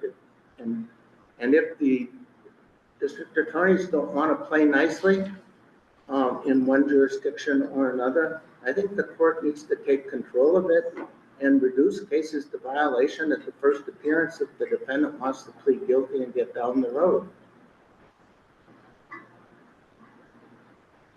That's my opinion. That's why we posed our 3rd question. How would public defense work be different in your county? Do you think judges would do that? Because, there are some counties where I don't think judges would do that, but I think there's a lot of counties where they would. So. All right. Well, thank you, Mr. McPherson. If I could just say, oh, yes. Just thank you for giving me the opportunity to talk. I dedicated 27 years just because I care deeply about our clients. Could you speak up? Yeah. We don't have microphones here, Yeah, and it's really hard to hear you guys. Sure. I just want to say thank you for giving me the opportunity to give feedback. I've done this for 27 years because I believe so strong in our clients and that they deserve ethical and effective representation. And I know that the commission and your policies have talked about ethical and effective representation. I greatly appreciate it. And I just ask you and encourage you that even despite the pushback and despite what you hear, to please keep pushing, because that's what we have to do. As public defenders, we hear every single day on the ground. So if we didn't push back and continue to show up to work, where would we at now? And we're going to continue to do so. So thank you very much. Thank you for your work, Mr. McPherson. Thank you. Thank you. Thank you. All right. Tristan Edwards. Good morning, Chair Nash, Director Sanchagrin, and members of the Commission. My name is Tristan Edwards, and I have been an attorney at MPT since 2017. I represent clients in major felony cases and have a partially grant-funded position that allows me to also work on issues of policy specifically related to promoting the use of restorative justice as an alternative to prosecution. Restorative justice is a non-carceral, community-based approach to harm that is grounded in Indigenous practices. Restorative justice centers the needs of harm parties, otherwise referred to as victims or alleged victims in our criminal system, and promotes healing and accountability through the use of community support and facilitated dialogue. National studies, as well as early data from programs operating in Oregon, demonstrate lower rates of recidivism when compared to the criminal legal system, as well as high rates of survivor satisfaction and long-term cost savings to the state. In 2021, the Oregon legislature created the Criminal Justice Commission's Restorative Justice Grant Program with leadership from our own director, Sanchgren. The Restorative Justice Grant Program provides funding for community-based restorative justice programs that divert cases from the criminal legal system. This funding has led to the development and growth of restorative justice programs in Multnomah, Lane, Jackson, Deschutes, Hood River, and Wasco counties, with additional programs developing in Washington, Clackamas, and Benton counties. Restorative justice programs exist as an incredible tool for addressing cases outside of the system. Many of the programs that I mentioned refer cases to restorative justice before charges have been filed, or seek to route cases into restorative justice soon after charges have been filed. Expanding the use of restorative justice is an effective way of reducing the need for defense attorneys while promoting public safety, providing genuine attention to the needs of crime survivors, and avoiding the harmful and often counterproductive impacts of incarceration. The Oregon Public Defense Commission can help promote the use of restorative justice as an alternative to prosecution and an approach to addressing the unrepresented crisis by doing three things that I've been able to come up with, but would love to chat more about other ways. First, the OPDC could encourage counties most impacted by the unrepresented crisis to collaborate with their local restorative justice program and identify a process for moving cases from the unrepresented list and enrolling them into restorative justice. Second, OPDC could help advocate for funding for the Criminal Justice Commission's Restorative Justice Grant Program. We were recently awarded $4 million for the next biennium, which is about half of what we need in order to be able to promote all the programs in the state. The OPDC could also collaborate with the Restorative Justice Coalition of Oregon to develop long-term strategies for increasing the use of restorative justice as an alternative to prosecution to effectuate broader system change. I would like to conclude my statement with an example of the impact that restorative justice can have. The Restorative Roots Project is a restorative justice program in Multnomah County. They have handled cases ranging from person misdemeanors to Class C felonies to ballot measure 11 offenses. In 2023, they enrolled a case where the responsible party, otherwise known as a public defense client, was charged with assault in the second degree for hitting a rapid response worker over the head with a piece of marble. After being accepted into the Restorative Roots Project, her case was dismissed from the system, and she began working with the restorative justice facilitators. When she started in the program, she had been homeless and addicted to meth for almost a decade. Today, she's over 2 years sober. She has stable housing. She reconnected with her mother and her daughter. Rapid Response participated in the Restorative Community Conference and ended up offering her a job as part of their repair plan. Since working at Rapid Response, she has received promotions and accolades.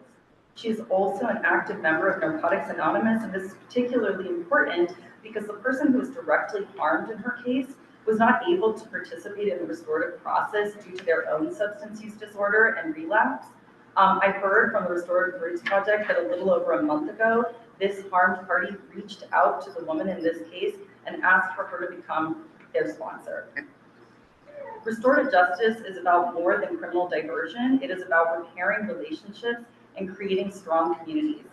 It is about abandoning punitive approaches to harm and shifting to an approach that actually addresses the underlying drivers of criminal behavior and is attentive to the dignity of all of the parties involved. Because of the Restorative Justice Grant Program, there are programs across the state that are ready and willing to take cases off of the unrepresented list now. And I am happy to facilitate conversations with these programs or answer any questions that the commission may have. Thank you. Yes, thank you. Does anyone have any questions? No, I just want to say I'm so glad somebody's doing this. We can do it together. We could do it together. That would be a good thing to explore. I agree with you. I do have a question on the restorative. There's a lot of partners that work in restorative justice, right? Not just the defense attorney. So yes, Right. in terms of doing a diversion from the system, it requires the consent of the district attorney's office. And we do have district attorney's offices that are connected with restorative justice programs across the state. And I think that there needs to be motivation to those district attorney's offices to fully utilize these programs and really be referring cases in a meaningful way. Do you know what the major funding channels are for restorative justice programs outside of what OPDC may provide? The single funding source for these restorative justice programs is the Criminal Justice Commission's Restorative Justice Grant Program. It was developed in 2021. The first grant awards were made in 2022. One of the issues that we have had is that the amount of money that has been allocated to that program has not increased since its pilot year. During the pilot year, we granted, or the Restorative Justice Grant Program gave grants to 7 different programs. Many of them were in their pilot stage or in planning stage. Today, we have doubled the number of program applicants, but the pot of money has not increased. So who does that money go to? Like what entities? Yeah. So, yeah. It goes to community-based restorative justice programs. Many of these programs are run through dispute resolution centers that also offer mediation services. And some of these programs are brand new because there has been a lot of interest in people who have done maybe consulting in restorative justice or have gone through the University of Oregon's conflict resolution program and are interested. And so there are even some new nonprofits that formed, but their sole source of funding is the Restorative Justice Grant Program. And there's instability in that funding because it has historically, to date, been one-time funding allocations. There was 1 year, the second year that it sought to be renewed, where it was not renewed. And the Restorative Justice Coalition of Oregon had to return in the short session to do some last-minute advocacy. And so having additional political support and demonstrating that there is a clear intersection with the unrepresented crisis and encouraging systems and counties to also acknowledge that intersection and meaningfully refer cases, I think would also go a really long way in stabilizing the funding and being able to grow this resource. I do have a question. What the criminal justice system calls the defendant, restorative justice calls the responsible party. Is there another name for what the criminal justice system labels as victim? The restorative justice? Criminal justice calls somebody a victim. Is there another name that restorative justice uses for that? Yes, sorry. So restorative justice just seeks to use more person-forward language. We will generally say the harmed party. Okay, so the harmed party, if you're trying to set up, if a defense attorney, I don't know if you have another name for that, if the defense attorney is trying to set up a restorative justice situation, and as Rob points out, you have to have the cooperation of the district attorney. What role does the harmed party play in that? Does the harmed party need to go along with the program? Yeah, so it depends. It differs across counties. There are some counties that do not require the consent of the harmed party. Other counties, like in Multnomah County, require the harmed party consent to the process. That being said, the whole point of restorative justice is that it is centered around the needs of the person who is harmed and gives them agency and allows them to dictate what their healing process looks like. And so their actual engagement in the process can range from receiving the same level of services as a responsible party, following through, having a facilitated dialogue, or if the harmed party says, hey, I think that this is a great idea, but I don't want to have anything to do with this, or maybe I want to get a letter and hear about how it's going, but I'm not interested in sitting in that circle. Generally what happens then is, of course, that wish is respected, and then the restorative justice program will identify somebody in the community who has experienced a similar harm, who can be a part of that process in order to, and we call it a surrogate, in order to effectuate the process. I will say that I think that there are problems with requiring harmed party consent. One, it bakes uncontrolled bias into the process. And the second thing that we found in Multnomah County is that it can be difficult to reach harmed parties in a timely fashion or get responses. And typically it is a district attorney that is explaining this program, and it's just not the best messenger for explaining something that is very different than our criminal system. And so I think that it would, especially when we're thinking about unrepresented cases, I think that requiring harmed party engagement is, or consent is something that can really hold up that process. And what I have proposed to the Multnomah County District Attorney's Office is that we maintain harmed party survivor vetoes is what we call it, but allow that to be kind of an opt-out. So we make efforts to contact the harmed party. If we get in touch with them and they say, I really don't want this to go through restorative justice, okay, that wish is respected. If we make a month of effort to try and reach out to the harmed party and we just can't get a hold of that person, then we've done our due diligence to get their input and we move forward with the restorative process. That has been my proposal. So I just want to find out a little bit more on these lines. So if a prosecutor's office has an active victims' rights section, I assume those people would get involved in this in some way. You mean like a victim's advocate? Yeah. That honestly, I think that would be a good idea. That is not the practice that I have seen in Multnomah County. I have seen that play a role in the counties in the Gorge. And I do think that is a good way, having a victim's advocate within the district attorney's office, training up that person to understand really what it means to engage in a restorative justice process and giving survivors of harm the full information. The best practice for how to communicate with the harmed party about the restorative justice option is for a district attorney's office to simply seek their consent to pass on their contact information to the restorative justice program, to be able to speak directly with the restorative justice program.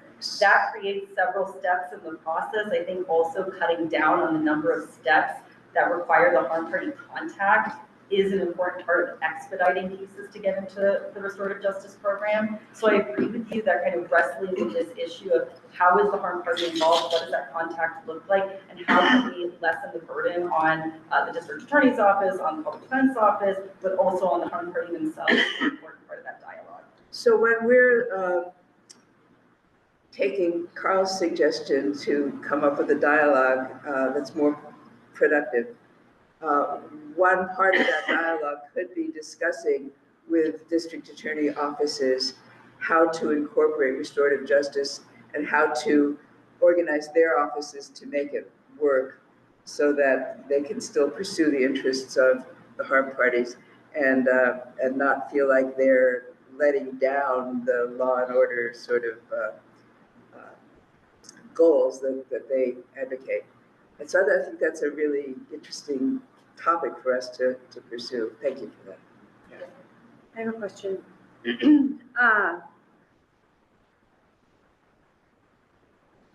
How would you propose developing a universal criteria for determining what cases statewide on the unrepresented list would be appropriate for a look into the restorative justice path? So, I mean, the reality is restorative justice is an appropriate approach for a wide range of harms. Typically, the best kind of cases that are suited for restorative justice are cases where there is an identifiable person harmed. So somebody who's a victim of a stolen vehicle, I know that there are a lot of UUP cases that are on the unrepresented list in Multnomah County. That being said, even cases where there is a community harm, like felon in possession of a firearm, delivery of controlled substances, Let me stop you. I'm sorry. I agree with you. You're answering a question probably that I asked, but that I didn't mean to ask. I mean, what's the process for developing, what do you suggest is the process for developing that criteria statewide? Who would you want at the table and how would you go about trying to develop that so each county could say, okay, here's what we've agreed on. How are we going to do this? So I think that district attorneys have to be at the table. Being able to take cases from the system and put them into restorative justice relies on the buy-in from a district attorney's office. I think having judges at the table is also a great way to just encourage accountability. I have found that when it is just a public defense attorney and a prosecutor, it is very easy for there to be no follow-up, for months to pass, weeks to pass without any input or any engagement. And if there are outside actors who also have a stake in this, who are encouraging this along, I think that can be really helpful. I think, of course, OPDC and perhaps OCDLA having a seat at that table as well is a great idea. I do wonder about the ability to create a uniform criteria on a statewide level and whether it might be more beneficial to focus on the counties where there is a high number of people on the unrepresented list, where there is an active restorative justice program, and talk about capacity and talk about what works within those programs. I met with all of the programs in Multnomah County yesterday. There are 3 active programs. They let me know that they think that every one of those programs could take 10 to 20 cases off the unrepresented list right now. Now, capacity is kind of a question mark because these are new programs, and we have had challenges getting case referrals. And so taking that many cases would be new for us, but it is something that these programs want. And some cases take longer than others. We had a civil compromise UUV case that recently went through a very successful restorative process that took less than 2 months. Now, that's not going to be the case every time, but you are going to be able to take some cases and resolve them relatively quickly through restorative justice process. Thank you, that's really helpful. I appreciate that. Any other questions before we move on? Go ahead. It looks like it was started in 2021, this program. That's correct. The original grant. Has the grant dollars gone up over the last 4 years? And have any of those grant fundings not been claimed? So did you not have enough programs? Was there more money than there were programs? Or was there more qualified program proposals than there was funding? We have not had the experience of having too much funding. If that's a problem, at best, there has been maybe like $5,000 to $10,000 that have gone unclaimed in a biennium because we didn't do another round of grant applications. The need is there. Our issue in the funding history is a little bit interesting, at least to me, who thinks about restorative justice all the time. But in 2021, the allocation was made of $4 million. It took a year to get that funding out the door because we had to go through the process of creating the entire grant, creating the OARs, soliciting applications, things like that. So from 2022, we actually stretched those dollars to 2024, that $4 million. So it kind of was kicked off the biennium track. That was really important for the survival of the restorative justice grant program because we got cut from the budget in 2023. So then we went back in 2024 and felt like we were in a bit of a fight for our lives and advocated for additional funding, and $4 million of one-time funding was included for 2024 to 2025, so it's 1 year. So with that money, what we were able to do is we were able to fund all of the programs that had currently been operating. There are 7. And then we were also able to award 8 different programs planning grants, the opportunity to work with stakeholders in their community and to think about, envision what would restorative justice look like here. We are now in our 3rd round of grant applications, and what we have found is we have $4 million likely, I don't want to jinx anything, knock on wood, but $4 million has passed the Criminal Justice Commission budget and the Public Safety Subcommittee for restorative justice for 2 years. So we are back to having $4 million for a biennium. Now we have 7 established programs. We have 5 planning grant programs that are ready to go with a pilot, and we have 3 brand new programs that are applying. And so we simply will not have the funding to grant awards to all of those programs. And frankly, we're probably going to be in a situation where we are cutting budgets from the established programs.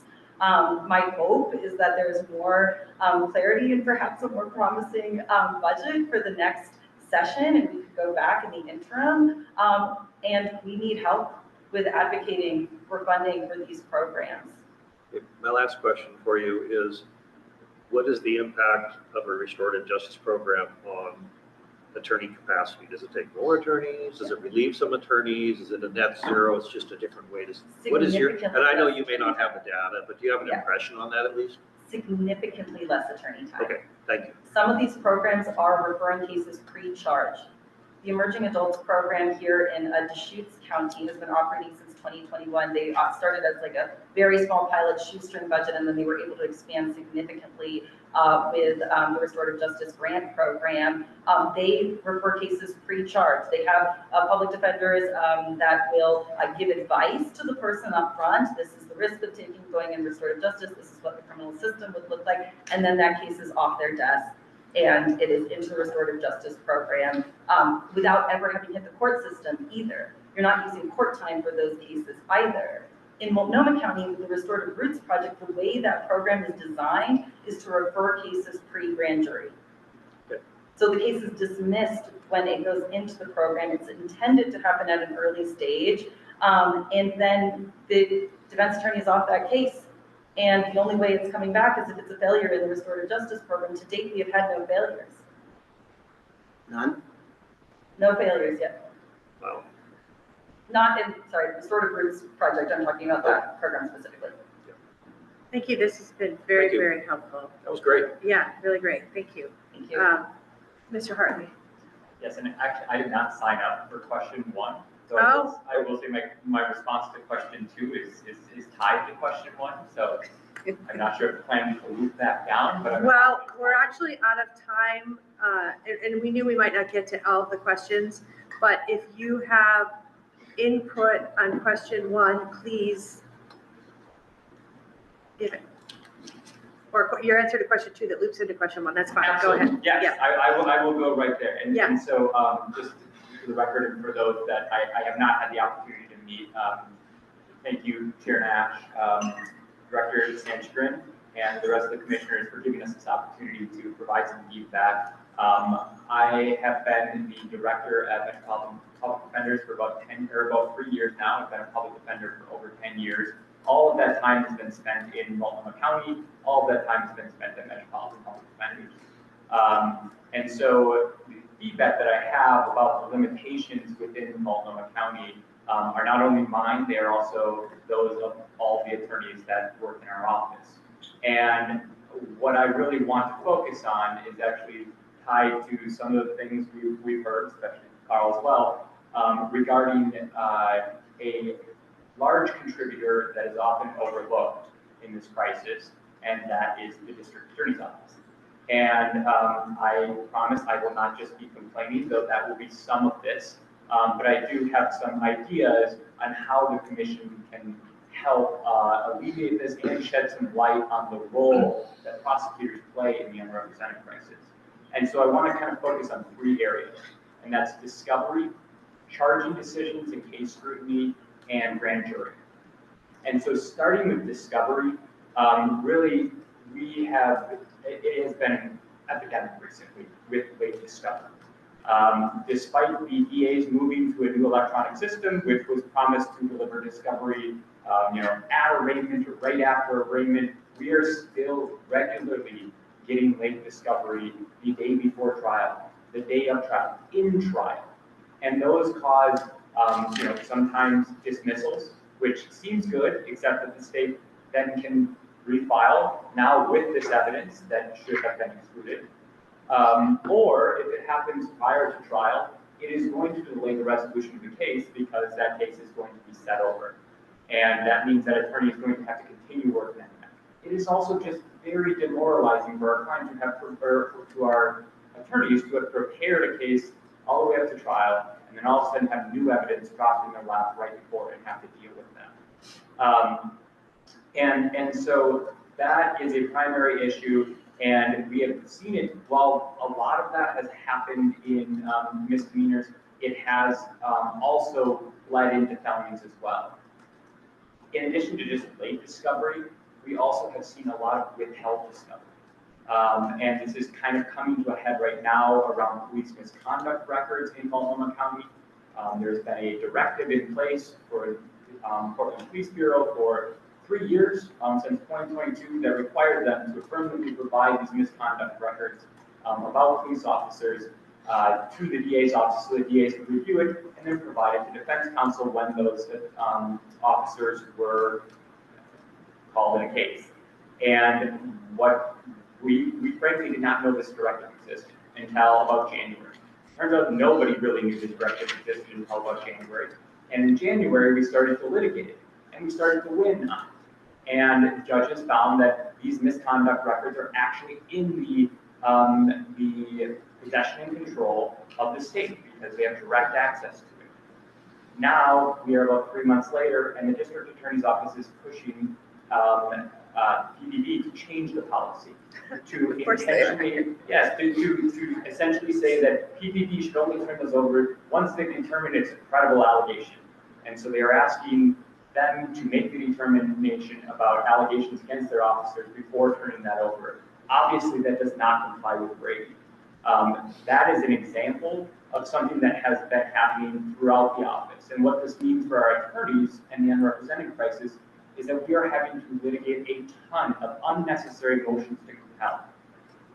We are, whether it's misconduct records, whether it's evidence that we know that they haven't produced because they haven't been communicating with their officers. We are regularly going into court, having to do motions, having to waste court time, our attorney's time, for evidence that we're clearly entitled to. And I think one of the areas where OPDC, it would be helpful if OJD did more about this. Because what we do not see is we do not see judges reprimanding DAs when this happens. We do not see judges inquiring into the systematic issues within the DA's office that are causing these issues in so many cases. And that is really the only way that this ends, right? I mean, prosecutors love to talk about deterrence. This is a deterrent. We need judges to actually hold them to account when this happens, or it will continue to happen. And so OPDC raising this issue with OJD and encouraging them to train judges on the remedies that they can use and being creative about remedies. I was talking to a judge yesterday who was equally frustrated with this and talking about how they are trying to think of remedies that they can use to enforce the rules that are already there. And so that's sort of the first thing around discovery. The next is around scrutinizing and intake of cases. And this is sort of tied together. We see a lot of cases that are dismissed day of call or day of trial, call being just on the eve of trial. And again, this has increased in recent years. You know, we have a lot of statistics about this that I'm happy to share, but I think that what's important to know is that it is often seen as a problem of misdemeanors, and it is true that it is most common in misdemeanors. But we are seeing it quite a bit more in felonies now, which makes sense because those DAs that didn't understand how to scrutinize a case, how to meaningfully communicate with the witnesses in their case to ensure they were actually available when they were in misdemeanors, are moving to felonies. And so those same patterns and practices are continuing with felony cases now. And so we are seeing felonies regularly get dismissed at call as a result. And so there, I really think there's two things that I think OPDC can do. One is to encourage OJD to pay more attention to this data, to actually audit it, to come up with meaningful processes to ensure that DAs are communicating with their witnesses in advance of not just the call, but weeks in advance. Right after they are charging the case, they actually have a witness that will be shown at the trial and they can prove this case. And the other thing is, OPDC has access to all public defense providers. Not all public defense providers, for a variety of reasons that Carl raised earlier, are able to collect the kind of data that MPE is, but OPDC can help facilitate the collection of this data. It can set up, reports that people can file when these happen, so that we have meaningful data to go to the legislature and to point to that is not just from one firm that has the ability to collect. The final thing, and sort of also replicating what Carl said, is around grand juries. And that is because my previous comment about this affecting felonies is directly tied to grand juries. We are regularly receiving indictments where there are victims named in the indictment. But at the bottom of the indictment, it shows who showed up at grand jury. There's one name, and it is a police officer. And that is because they're relying on inadmissible hearsay in grand jury all the time. That doesn't just waste our time by taking these cases all the way up to trial and when they clearly cannot prove it because they can't get the person in grand jury. It also, is unlawful. it violates the statute. The statute says that you cannot rely on evidence in grand jury that you cannot present at trial. And despite it being unlawful, we have no remedy. And that's because the grand jury statute does not allow you to move against the indictment based on the grand jury reporting. And I understand that was a concession that had to be made to get grand jury reporting. But we are well past that. And we can demonstrate the effect that it has. And so we should be going to the legislature. This last session, in working with May Lee, we were able to put forward a proposal to do just that, to allow defense attorneys to move against indictments. And unsurprisingly, it went nowhere. And that is because it is hard to show this. And that is, again, where OPDC can come in. You can collect this data, you can compile this data, you can analyze it, and you can help us present to the legislature to show it. And whether it is getting more teeth in the grand jury statute so that we can move against the indictment, or whether it is the prospect of that in order to encourage the use of more preliminary hearings. Either one is going to be better for our system and it's going to help the unrepresented crisis. And to the conversation about preliminary hearings, I was actually in Multnomah County when grand jury reporting came out, and it was rather funny because the TA's office there threw a bit of a temper tantrum and decided, okay, no, fine, you're going to listen to what we're doing in the secret room. We are now going to start doing preliminary hearings. And as soon as they did that, we started to win those preliminary hearings because they couldn't get those people to grand juries, so they didn't show up to preliminary hearing, or, we also in grand juries don't know how they're instructing those grand juries because that part's not recorded. Now we have a judge who's made a determination of probable cause with proper instruction on the law. And so I think it lasted about 3 months. Even after the court outfitted an entire courtroom for it, I think it lasted about 3 months before they went back to grand jury. And that's because grand jury is a process that is easy on them, despite not being easy on the system or public defenders or our clients. And so those are the 3 things I think that are occurring right now in the prosecutor's office that OPDC can really have some impact on through data collection and advocacy. Thank you very much. Questions or comments? Those are great suggestions, thank you. Anybody else? Thank you. Well, I want to just say, we knew we might not get through all the questions, and indeed we did not. However, the one that was really the big overarching question that we really, really hoped we'd have time for is question 1. And we also worried that maybe when people talked about question 1, it wouldn't really be on point. And I just want to say I really, really appreciate, the commission really appreciates how each of you came today and really offered very specific, very responsive, all very good lawyers, very responsive responses to the question. And this has been incredibly helpful and enlightening. And exactly, I think I speak on behalf of everyone, what we hoped would happen. And we really want to keep doing this because this is very, very helpful for us. And I'm sure also helpful for you because you feel like you can finally talk with us directly. Yes. Let me say that if providers have suggestions for what questions we should be asking, things that we should open up a discussion for in future meetings, please let us know your ideas because we want to discuss what you want to discuss, and it would be helpful to know what that is. Do you folks have access to our emails addresses? I think you have access to our OPDC emails. Yeah. Not our personal emails. And it's better to use the OPDC emails, actually. It is, if you send it to the personal, anyway, we need to, everything needs to go. You could send it personal, but also send it to the other one, or we're going to route it that way because everything needs to be preserved for public record retention. I would say for everyone listening, at least copy my personal account. Yeah, right. That's why I was like, ugh. Yeah. Otherwise, it may sit in limbo for some weeks. The pads we have are clunky. Yeah. That's the only way. We're not even going to talk about that part because it'll open up a whole can of worms on we'll start complaining about everything.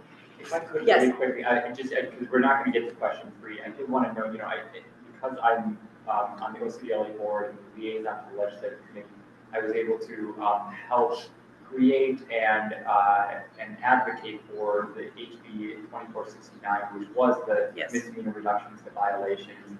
I do have a lot of thoughts on that, as well as named it adjournment in contemplation of dismissal, which is another mechanism that is very similar to that, that gives the court discretion to resolve cases without PA stipulation, often without a plea as well. And so those are very good tools that I think the court wants in its tool belt to address the unrepresented criteria. I think that very good point, and I think that's a question we really do want to gather some information about. So I think a good plan, because we don't have the time to do it today, is to carry that over to July and make that the question that we'll engage with in July. So I appreciate that very much. Thank you again for your participation. I hope other people found this as helpful as we found it. And thank you. All right, and with that, we'll take a quick break. Chair, can I make one comment? Yes. Go ahead. Thank you, and thanks for the really great representation by MPD here today. I really wish lawyers from other crisis counties had taken this opportunity to show up and explain their issues and problems and solutions, because we need all of us, we need to crowdsource this quite a bit. And while certainly, I don't even see anybody from Washington County, my home county, I guess I'm from Washington County, but it's one of the, Carl, well, Carl, I consider you Oklahoma County, Carl, being in Washington County. But yeah, thank you for that. I know you guys have, and Grant also has some familiarity with Washington County. I appreciate that. But I really encourage those listening and lurking out here, and I know a lot of people are interested in this, to actually come and actively participate, help us make these solutions. So thank you. Thank you. All right, Nick, and we'll take a break until 11:20, just a little bit longer break. Contact me an hour after the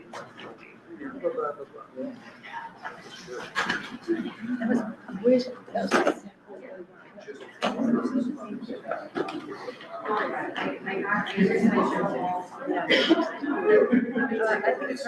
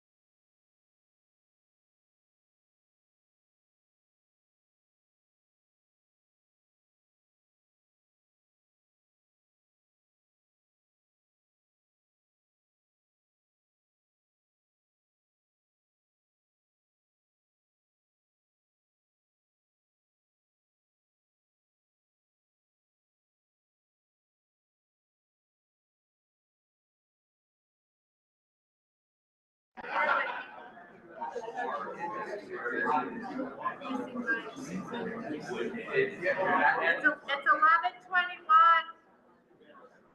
Miss Rob, Susan. Paul.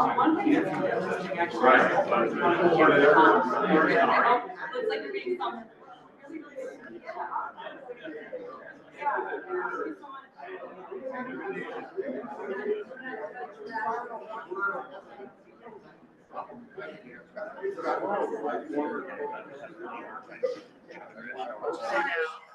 Well, I actually, Ken, is it okay if we take Judge? Oh, sure, Rauschio? yes, Okay. please, yeah. I agree, it's gonna be very difficult to Yeah. call him judge. It's gonna be very difficult to call you judge. Oh, we can't hear you. Can you, We unmute him? he's unmuted. No, we can't hear you. Hey, you're Bill.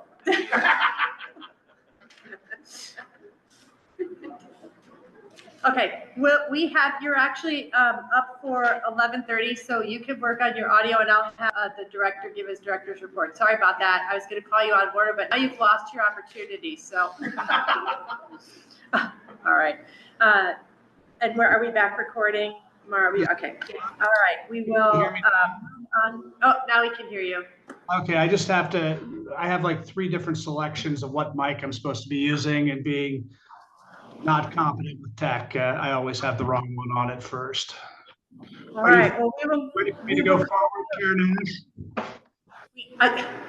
We will hear from you, our friend, presiding judge, Robert Rauschio from Grant and Harney County, a former fellow public defender, well known to all of us. Well, Please, take it away. I see my former professor, Professor Leininger here too, so now I'm doubly nervous. I hear the laughter in the room, and I do find myself at times missing the camaraderie of the OCDLA and the defense bar. I spent what I hope to be over half of my career, assuming college doesn't cost me as much as I think it's going to, being a public defender. And I am so grateful for that time. I'm so grateful for the work that all of our defenders do around this state in ensuring the enforcement of our social compact, making sure that our Constitution is protected, that our society is protected, that our most vulnerable are given a voice. And I am grateful for the work that all of you are doing in very difficult times as a board to help guide the agency in making decisions that ensure the best and highest quality of defense is happening around the state. I'm a very small piece of your puzzle. We have not had an indigent defense crisis in Grant and Harney County. We had a moment where we had 7 unrepresented. It was significant for us, right? 7 people is a significant hit for us, but we do not struggle with the crisis, and we're hopeful that we don't have to. I just wanted to come today and answer any questions you all might have. I don't want to take up a bunch of your time. I know you have more pressing issues. I just want to make a couple of notes about indigent defense in rural Oregon. Your defenders spend a great deal of time on the road.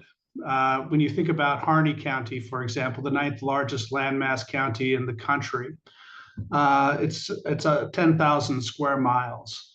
So when you have a person who doesn't have a vehicle stuck in French Glen, Oregon, and you've got an attorney coming from Canyon City because they're the conflict provider for the county, they're driving well over 200 miles one way to get to that client, to investigate that case and to understand the facts in the area surrounding them.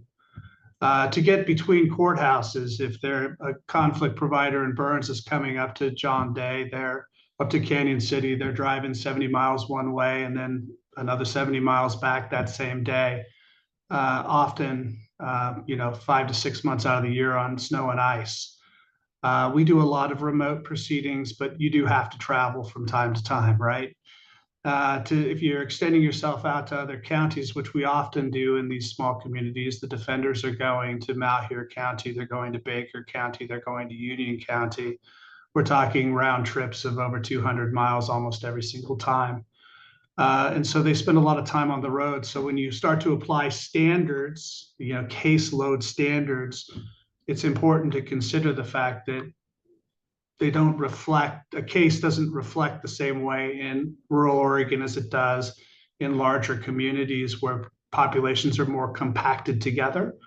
There's a lot of time involved in being on the road and representing human beings. The other thing I would note is you have in your MAC utilization notes from the data just this last month that Steen Mountain Defenders, which is John Lamborn's firm in Burns, is 129% of MAC. And Strawberry Mountain Law up in Canyon City, Katie Dunn's firm is at 86% of MAC. And what you should note there is the fact that Mr. Lamborn has himself and one other associate, and Ms. Dunn has herself and two other associates. And so you end up having a huge disparity of 40% because you add in one attorney. And frankly, having 3 attorneys in each county is probably the best utilization of resources for OPDC.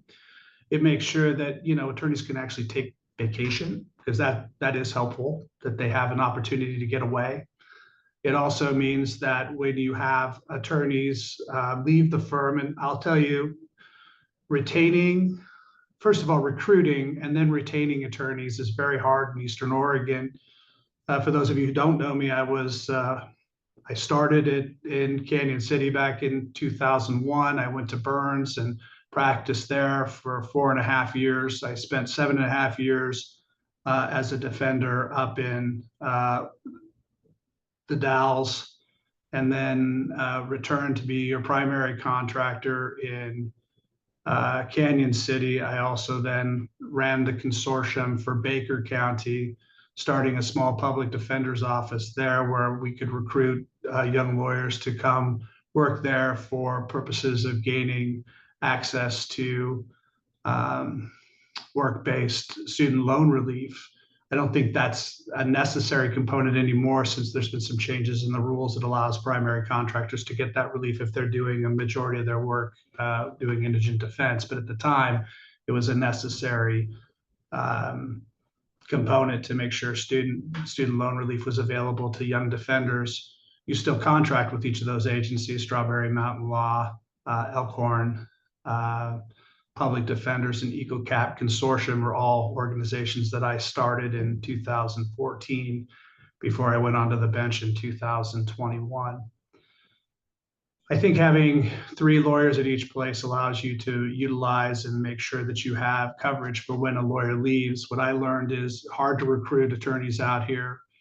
It's a place where, I'll just say, it isn't a vigorous dating scene in Canyon City and Burns.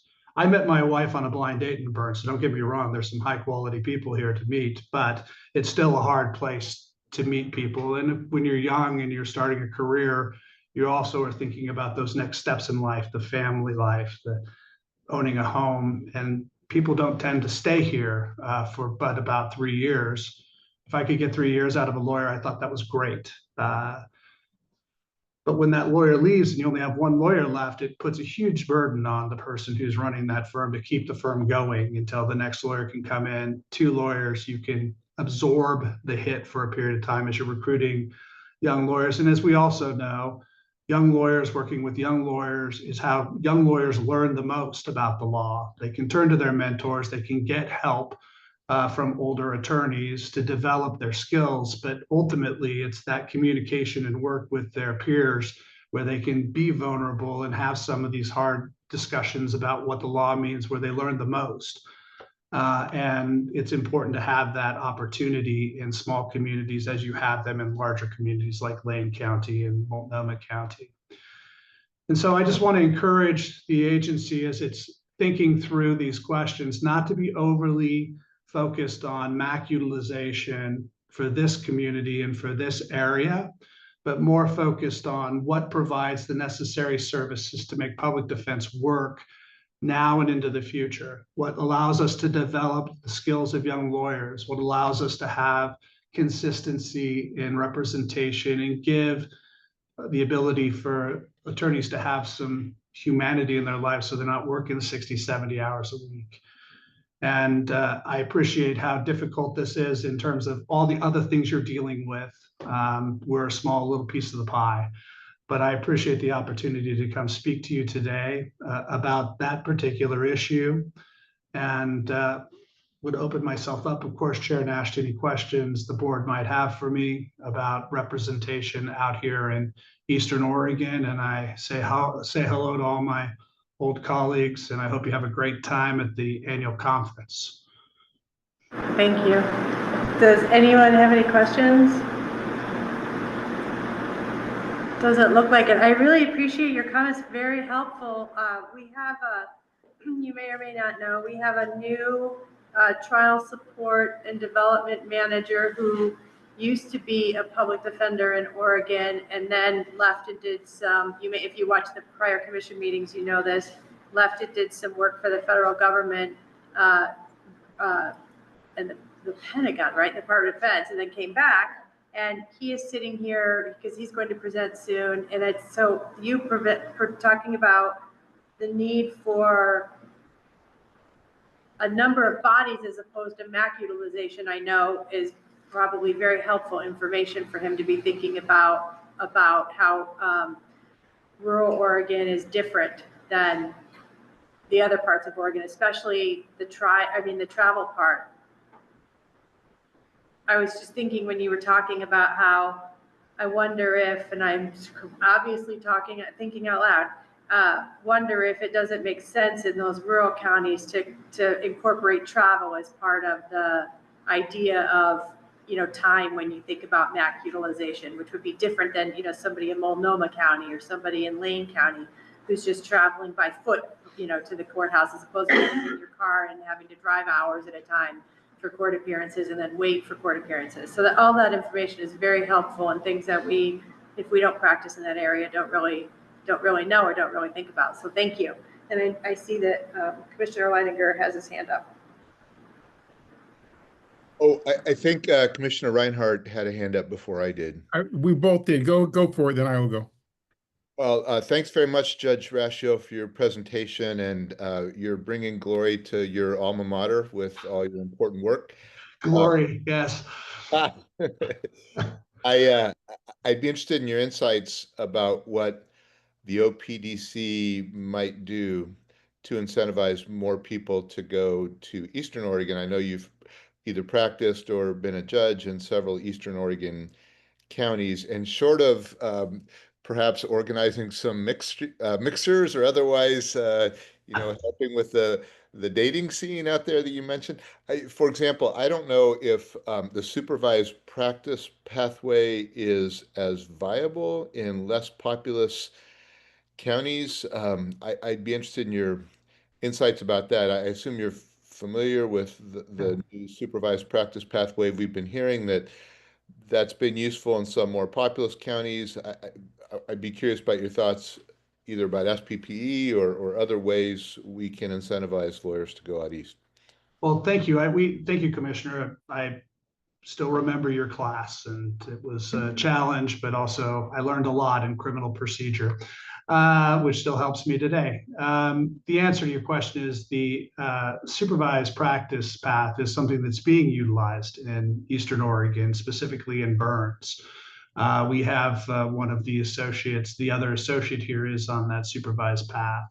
I think it's an interesting program and certainly a way in which to recruit young lawyers. I think there's an ability to focus your practice skills in a smaller community that maybe you don't get in larger communities because you're appearing in front of the same group of people who can give you additional insight into how well you're doing and what areas you need to improve upon.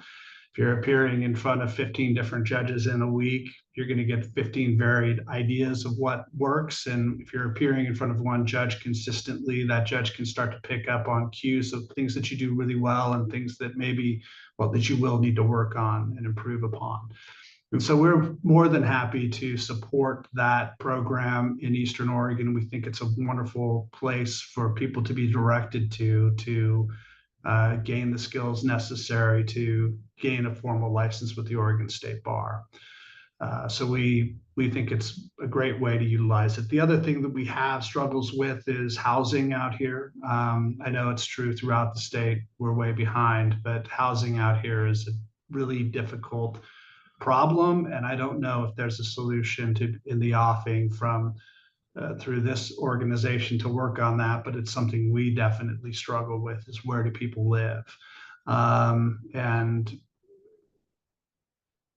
the cost of rent, there's an assumption always that the cost of living is much lower in Eastern Oregon, and it is lower, but the rent is still fairly high.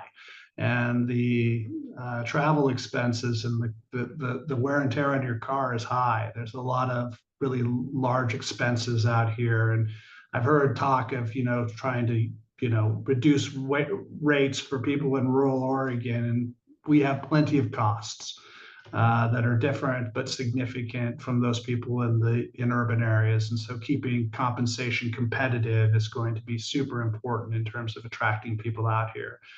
And then it's just on it's a huge commitment for the person running these firms to get out and recruit. It's, the last associate I got, was Katie Dunn, which was just lucky. And lucky plays a big role in what we do out here. And the associate before that, I called up the public defender's office in Umatilla County. I said, I saw you just had a recruitment opportunity. Who was your second choice? And then I called up that second choice and recruited him to come down and work for me. And he was an excellent associate. And so it just takes a lot of time and effort and paying very close attention to what's happening in the marketplace to bring people here. And that has to be, I think, incorporated into your thinking around contracting in Eastern Oregon is what are these people doing every day to try to bring talent out here to work, And that is a huge time commitment for directors. Commissioner Reinhardt. Judge Rascio, thank you for your presentation today.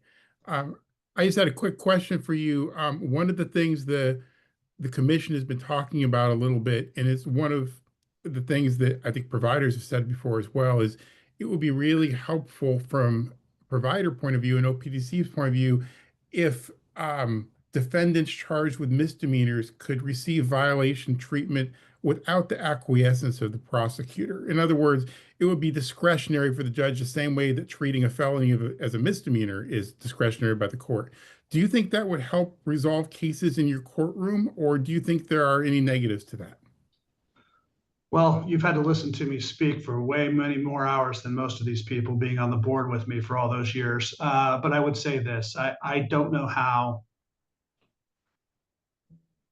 a judge exercises that discretion, Commissioner, without knowing more about the facts. Judges get almost everything brought to them cold.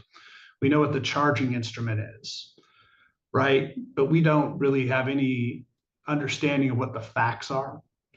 And if we're making those discretionary calls, it would likely be for most judges, my experience has been that they're going to need to know a lot more about the facts than they do at the point that they're taking an entry of plea, which means you're maybe not developing an opportunity for a time savings, but in fact, judges who are willing to do that, you're probably talking about fairly extensive briefing or potentially trial before a judge could make that decision. And so I don't know where the discretionary call, how the discretion can be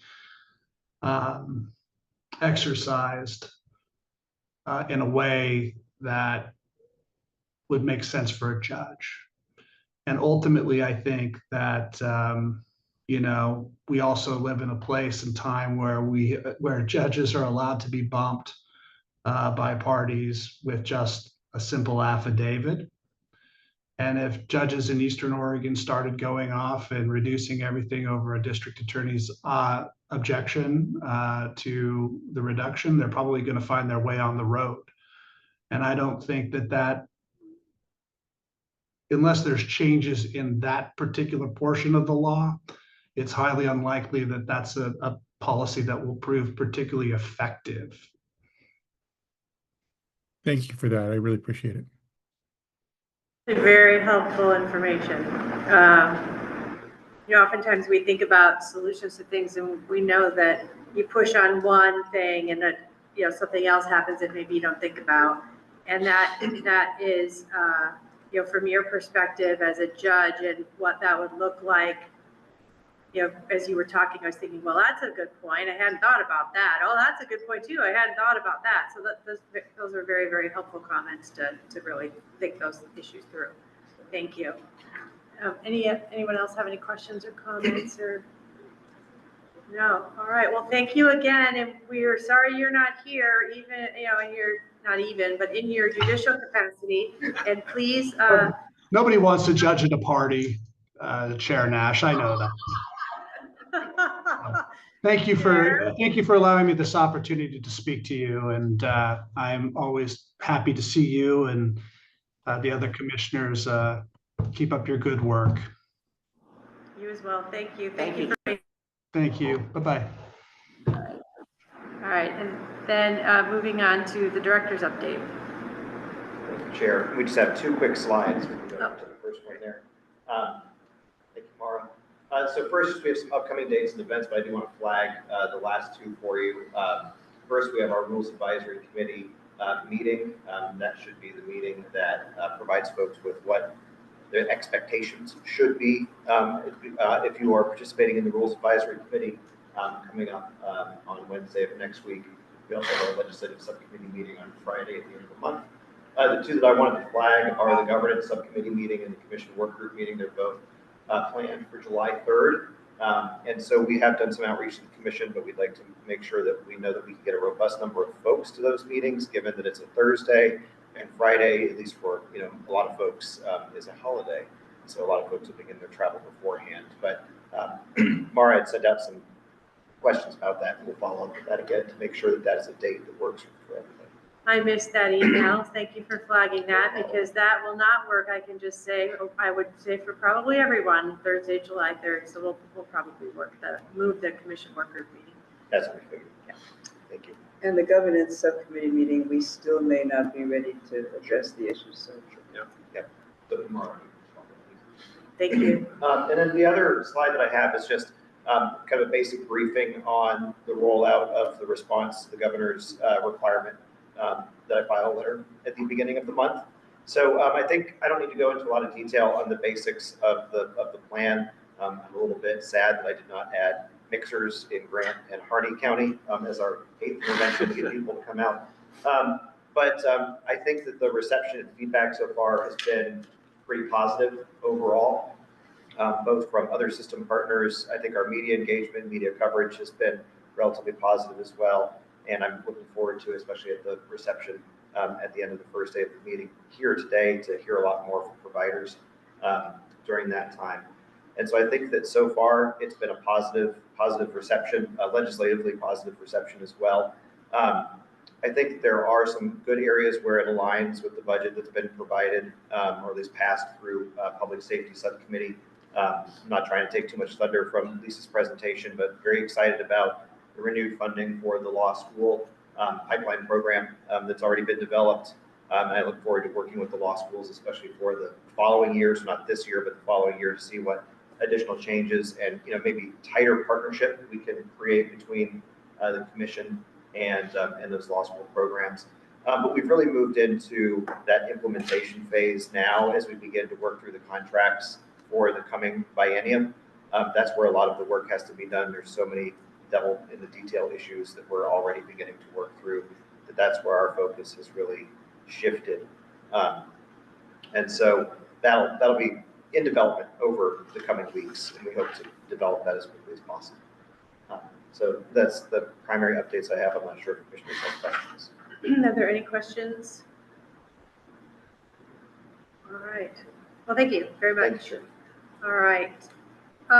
Moving on to a briefing regarding attorney qualification standards. Mr. Art.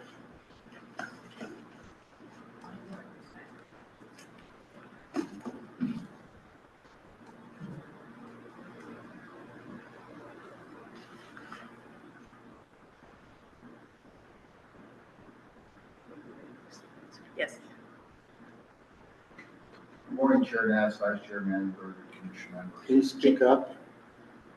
Certainly. I'm bringing the attorney qualification standards back. These were presented previously in February. Everybody might remember them. I know it's been a couple months. Go ahead and next slide.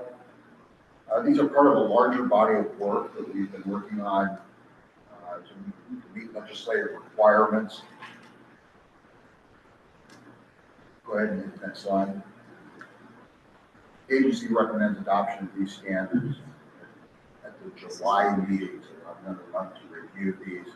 I believe everybody has seen the materials in their briefing packet. Next slide, please. And this is slide 5. This is basically an overhaul of the 2019 standards. So the 2019 standards focused mainly on kind of a time in position. And when we met with providers and discussed what the standards were going forward, there was a concern that people may have been in a position for a number of years that they might not have had the requisite experience to handle the next level of case. So instead of saying, for example, 3 years in position, these standards describe what you should have done during those 3 years. That's the philosophical difference between the standards. The idea was not to create standards that would lower an attorney's current qualification. In other words, you're going to slide over to the new qualification. Next slide, please. The work groups met on these, what the standards does. We drafted them. We've gotten considerable input from the provider community in the various practice areas. Next slide, please. The qualification standards remain largely the same. There are some exceptions, for example, criminal equity. You're gonna have to speak up. We're having a really hard time hearing you. We can't hear you. I'm sorry, ma'am. Okay. Oh. There's no microphone. No, that's very unusual that somebody says they cannot hear me. So forgive me. The qualification standards slide over in much the same way as the 2019 levels did. The difference is, for example, in criminal, there are now 5 levels instead of 4. There are a few other small differences. In the briefing packet, there is a diagram that shows how attorneys will slide over into the new standards, kind of a grandfathering. Every 3 years, attorneys will recertify. So you have 3 years to review where you are. This runs concurrently with your reporting year to the Oregon State Bar for MCLEs. Next slide, please. There is some remaining work to be done on these. For example, we have some qualification standards that we have not yet addressed.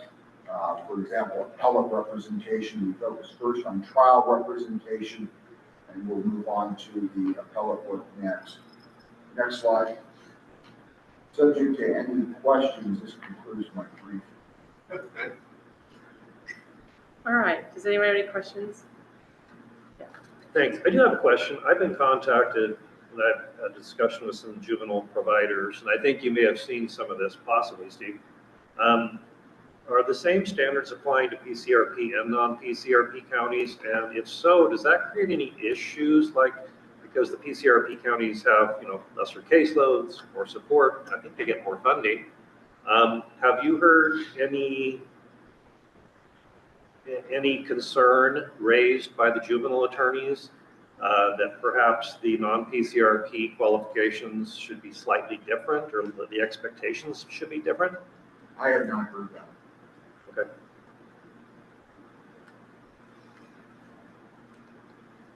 Commissioner Reinhardt. Hi, I just had a really quick qualification question. In Lane County, we recently had a juvenile arrested for a cold case murder. The juvenile was one of several people accused of a homicide from a couple of years ago. I did a consult with a family member on it. Nothing happened. I'm not affiliated with this case at all. I just wanted to bring up that under OPDC's qualifications, I don't think there's hardly any attorneys in Lane County that can handle a juvenile murder case presently. You have to be waiver qualified and murder qualified. I'm murder qualified. I'm not waiver qualified. So I've been an attorney 16 years now, and I can't handle the case. And that's okay. I think they had to find an out-of-county person to do it. But I'm a little worried about that particular qualification when you have you have to have waiver and murder to handle those cases. And I know that the presiding judge in our county was scrambling as a result because it's a really, really high qualification. I'm not saying you shouldn't have that as an aspirational goal. Waiver hearings are extremely complicated. As K.O. Berger taught us, the state can almost never get through a waiver hearing. So good for her. And we miss her at OPDC. But I'm curious if there's a practical solution when something like that happens. I think the practical solution would be a co-counsel situation where you have one attorney who is murder qualified and another attorney who is waiver qualified. I agree with you, that's a very niche set of skills for an attorney to have both qualifications. Okay, thank you. Have you, and maybe you don't have this data or information, but if you were to apply these current standards to our current workforce, do you know how many people would actually qualify or fall out of qualification? And if, I'm assuming some people would fall out of qualification, that the cases they are now taking, what would you do, or what would the agency do for the person who does not qualify to take the kind of cases they are taking? What kind of repair or whatever time frame would they be allowed? I assume that would be the case. But have you done the analysis to find out how many would fall out of qualification? I don't know the number of attorneys who would be unqualified under the new standards. I don't have that data. And I do know that our plan is to have a 6-month phase-in where you realize that you're missing something in your qualifications, you can provisionally be qualified at the higher level and remediate anything that you do not have in order to be qualified at that level. Well, how do you know 6 months is going to be sufficient? If you don't know how many people are going to fall out of qualification, and you don't know, maybe it's just one or two things, like, oh, I have to do this 2 months longer. Oh, I've got to do one more jury trial. I'm concerned about people falling out of qualification or not wanting to meet these new qualifications. You know, if they're a younger lawyer and they're looking at this, and I'm just concerned if we haven't done the analysis yet, like how much time should we give them? Do we do waivers? Is there a solution to this to make sure we don't have a reduction in force?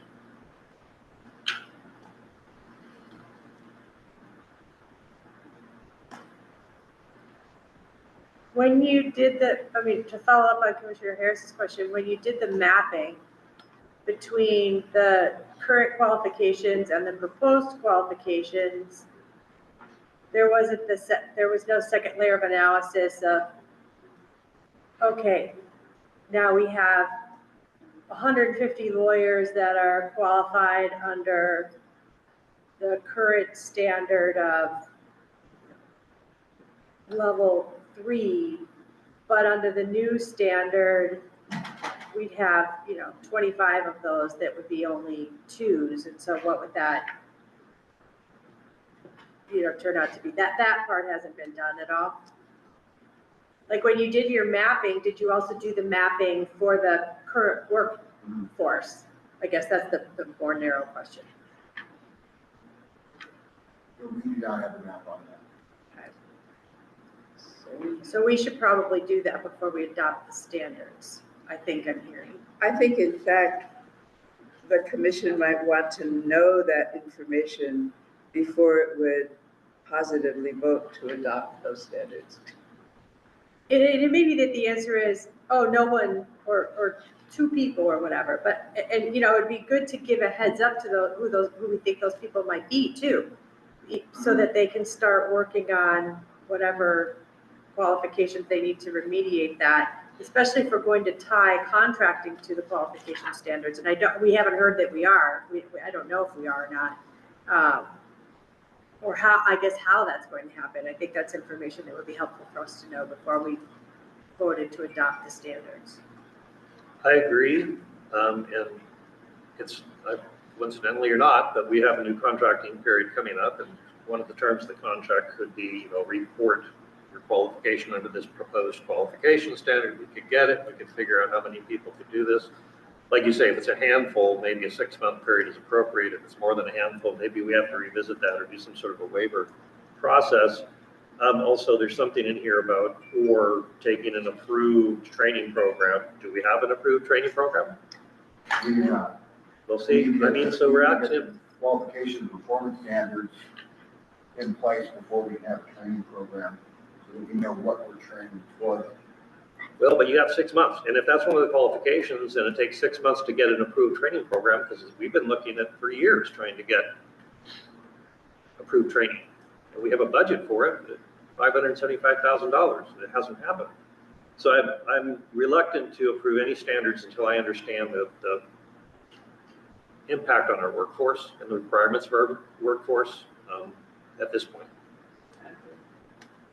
I don't know that we would have the data readily available to, for example, how many jury trials an attorney has had without a fairly heavy lift, that we'll do our best to get that to you.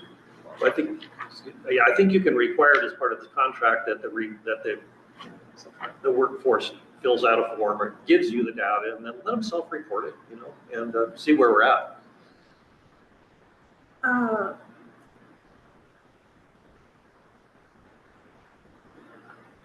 I hear what you're saying about, because the original qualifications were based on time and position, not skill level, you might not know.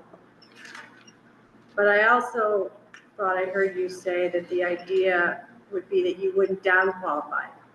So if you're already qualified, for example, lesser felony cases, you'd be a criminal attorney too. So is one of the ways that we deal with the question that we're positing is that for current providers, you just slide over? That is the plan, is that they just slide over. Okay, so you wouldn't say, hey, under these new standards, you're only a 1. I mean, I know that wouldn't be the case, but you're only a 1, so now you're going to be a 1 and you have 6 months to become a 2. It would be more you're a 2, and if you want to move to a 3, you have to have all the qualifications for 3 to move up. Right. Okay. Okay. All right. That's better. That changes. Otherwise, we would have attorneys who have potentially who have a case, and now suddenly they have to be removed from that. Well, that's what we're worried about. Yes. That's the exact opposite way we want to go. Okay. I'm worried about something else that actually just occurred to me. If somebody is currently, say, a 2 because of time and practice, but doesn't meet the new qualification requirements for a 2, are we setting that person up for claims of incompetent counsel? There's that too. Because if we are, that's not a good idea. And so I think we have to have something built into this that protects those attorneys who stay at a certain level, even though they don't meet what we are saying are the new qualifications for that level. There has to be some kind of explanation or something that people can say, I am still competent at that level, even though I don't meet those qualifications. I'll give you a really good practical example of that. Okay. So in my small county, not anymore, but back in the day when we had a very stable district attorney cohort and a very stable defense bar, all those people had been there a really long time. You could try a really complicated, serious case, do really well in pretrial motions, and this happened in one of my cases, a very high profile, very complicated case. I filed a series of pretrial motions and won. And I didn't try another case for 2 years because everybody knew that if they knew what they were dealing with, right? So if I said this, I mean, I'm not trying to toot my own horn, but this happens, right? So, you do really well. People know you know what you're talking about. That's the benefit of experience. Then you can go to the next person, you can say, I know what I'm talking about, so this is how we should deal with this case. And you would build this trust in the rapport relationship with your counterpart on the prosecutor side, and you could have an honest conversation with them, and you could settle cases. So if we say, well, gosh, in this time period, you have to have this many jury trials. I didn't have a lot of jury trials for a really long time because I didn't need to. And so I think we have to build in, that doesn't mean I wasn't filing pretrial motions. It doesn't mean that I still wasn't, at a high level defense lawyer, but I wasn't trying jury trials. So I think we have to think about those things as well, because that's going to vary from county to county, and it's going to vary from, are you a public defender where you try a lot of misdemeanor cases, to where are you measure 11 where maybe you're not trying as many cases because the stakes are so high. So I think we need to think about those sorts of situations as well when we're talking about skill level as opposed to time and position. Other people's thoughts. I think that's right. You also, as you mentioned that, what about the lawyer who's got a 0.6 caseload? Yeah. So they could do 3 jury trials. Maybe they should still have 5. I don't know. It's going to take them a lot longer, though, to qualify under these standards. And that needs to be considered. Or a lawyer who settles a lot of cases very well and consequently doesn't go to trial, but is still doing a great job for her clients. As opposed to a lawyer who settles a lot of cases and isn't doing a great job. Right. So sorting all that out, I mean, going to trial may not always be, as you point out, an indication of skill. Yeah. Very tricky. Yeah, and I'm looking at the implementation. If you say that people have time to, or they could slide over and then they have time to qualify, what is the current proposal envisions? The 6-month transition between the period before qualification under the newly adopted standards are implemented. Does that mean new hires have 6 months? What does that 6-month period mean? So that 6 month is, they would still qualify under the existing 2019 standards for the next 6 months. So they'd be grandfathered in, but they'd have 6 months to meet those That new way we're not qualities. just turning it on and saying, hey, here's the new thing, last week it was this. Right. People have the opportunity to know what's coming. I still have the concern then that how many people are going to have to do that? If you have someone with a 0.6 caseload, is it going to be harder to get those trials under the belt, for instance? And then after implementation, the attorneys who have gaps due to the new standards can be qualified provisionally. So they have 6 months, but they can continue to be qualified provisionally. Is that true? Yes. Okay, so you can say, well, we'll give you more time. As they work to complete outstanding requirements, the proposed qualification process would have attorneys recertified triennially to align with their Oregon State Bar CLE certification. Does that mean that if they're a reporter under their OSB on a particular year, there'd also be this? What if the particular year is in 8 months? What if their reporting year is 5 months after or 8 months after this new contract versus 3 years? I mean, I understand you're going to say every 3 years, but is the anticipation that everyone get qualified according to their caseload within 6 months, and then thereafter they'll report their certification along with their OSB certification? Yes. Got I can't see, or would you have it, do we have other commissioners who are still on video or no? No, okay. Okay. Brooke is. Oh, there, Brooke. Okay, do you have any questions, Brooke? No. Okay. Any other questions or comments? Okay, do you have enough direction from us or question from us to,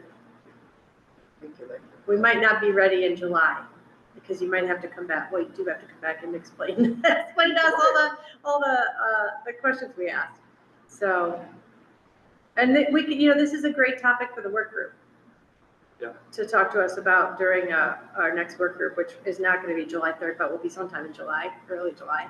And we can talk about all of these questions and kind of work through these issues during the work group session, where it's more, you can have a more robust discussion with more of the commissioners too.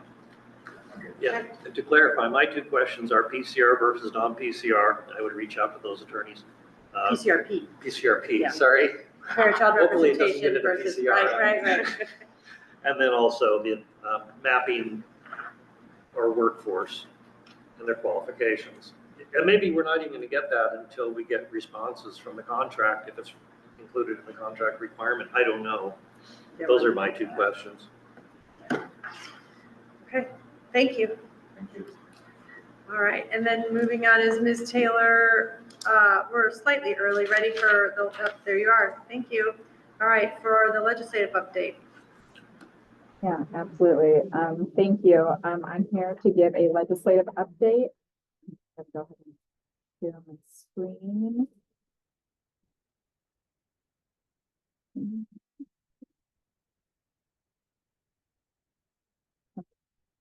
There we go. Great. Can you see that?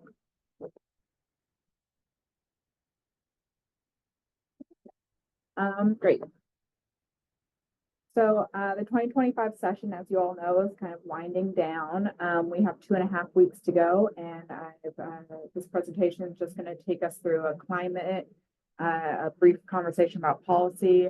Predominantly, though, we're going to focus on the budget bill and then upcoming dates. Oh, and I will try and be louder. I apologize. So as I said, we have 2.5 weeks remaining. Sign and Die has been declared imminent, which means that we're under 1 hour posting rules.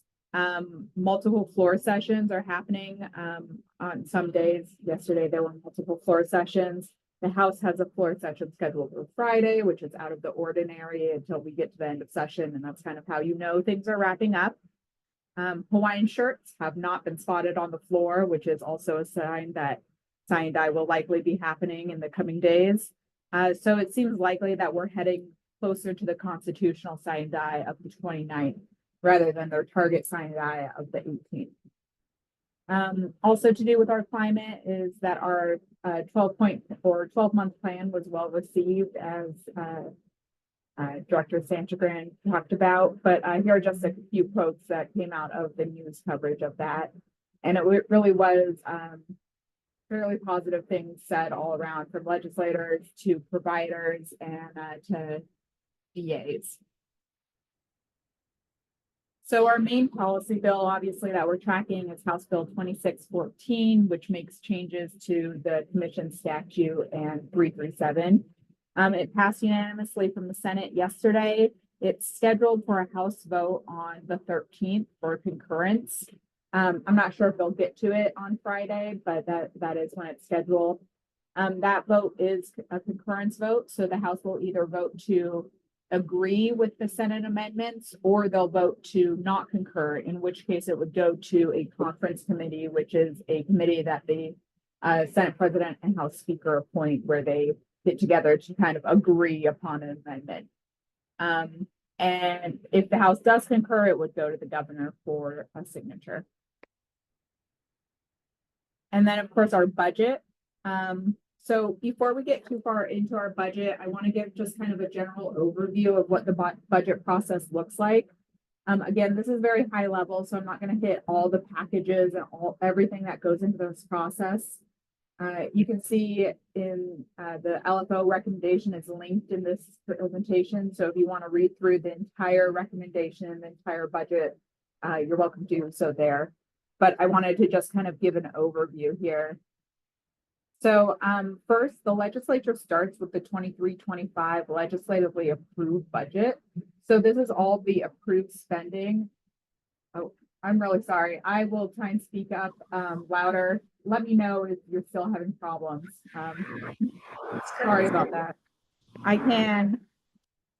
Is it too much of an issue? I can try and change my microphone. No, it'd be good to hear you. No, she's good. Okay, just give me a few minutes. I'm going to try and switch over to something else.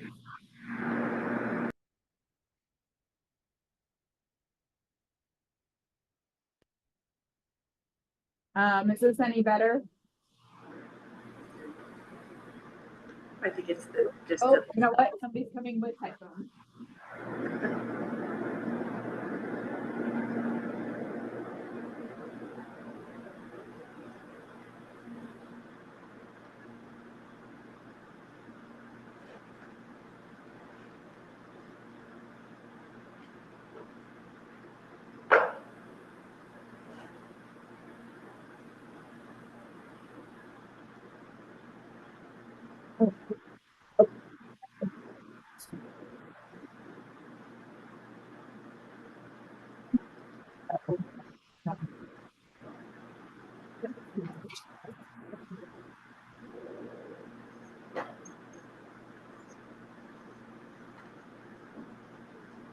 Okay, how's this?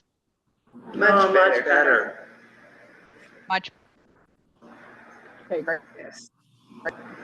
All right, so I'll just start from the top here of the budget process. So the legislature starts with the 23-25 legislatively approved budget, which is basically all the approved spending and budgeted items through the December of 2024 emergency board. So this becomes the base budget for the 25-27 biennium. And from there, essential packages are added. These are, I've included kind of the major ones here, but there's various essential packages. And these are, as the name suggests, the essentials. So the things that kind of have to happen for us to carry on services into the next biennium. For us, inflation and the mandated caseloads were the largest adds for us, as well as phase in, phase out, which eliminated a lot of one-time funding from the previous biennium. And this budget so the base budget plus these essential packages are considered the current service level for the 23-27 biennium. And this generally is the cost of continuing to provide the same services and programming that we are now into the next biennium, is the CSL, is what people will refer to it as. From the CSL, the legislature is then able to make investments or reductions. And once those changes are factored in, you arrive at the legislative recommended budget, which is what was voted on at the Public Safety Subcommittee on Monday and what will be heard in the full committee tomorrow on Friday. So that's kind of how we got through this process.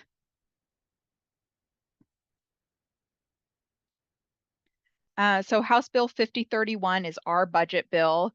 And here's just kind of a snapshot of that process that I just laid out. So you can see the actuals from 21-23, and then the legislatively approved budget for the 23-25 biennium. Then those essential packages were added to arrive at this current service level for the 25-27 biennium. And then once the legislative packages are added, you arrive at the LFO recommended budget for 25-27. So this number right here, the $707 million and the 180 positions is what has passed out of Public Safety Sub and will be moving forward. So I want to just kind of go through our main areas of where these investments are. So there's the mandated caseload, the FIP carry forward cost, and then legislative investments. So starting here with the mandated caseloads, you can see that we have a total of $70.3 million in total increase from our forecasted caseloads. So that's a pretty significant portion of the investments that have been made to the agency. So while we are getting a lot more money, the bulk of that is going towards mandated caseloads. So that's to cover the increased cases that we're going to see in the next biennium. Our mandated caseloads are coming in two packages, which normally you would see, the CSL is built and then a new forecast comes out and the legislature updates mandated caseloads based on that new forecast. Ours look a little bit different. A lot of that is due to the fact that our public defense forecast is so new. The first one was put out in April of 2024. And Senate Bill 337 directed the Office of Economic Analysis to start the public defense caseload, and that's released in April and October of each year. So we built our agency request budget, and therefore the governor built her budget based on those April 2024 numbers, which were the numbers we had at the time. And then the most recent April 2025 forecast, OEA, the Office of Economic Analysis, really recognized that the problem that was created by discounting the existing caseload that providers were going to carry into the next biennium. And when that was factored in, we saw this significant increase of the forecasted caseload into the upcoming biennium. And this is a large part of why Package 840, which is the legislative package for mandated caseloads, why that number is significantly higher. The full funding, so these two packages represent a full funding of the OEA forecast as it was priced by this agency. And that full funding of the forecast is really significant, especially accounting for those existing cases. So while, this is a really significant investment, it is a very large portion of the money that is going into the agency.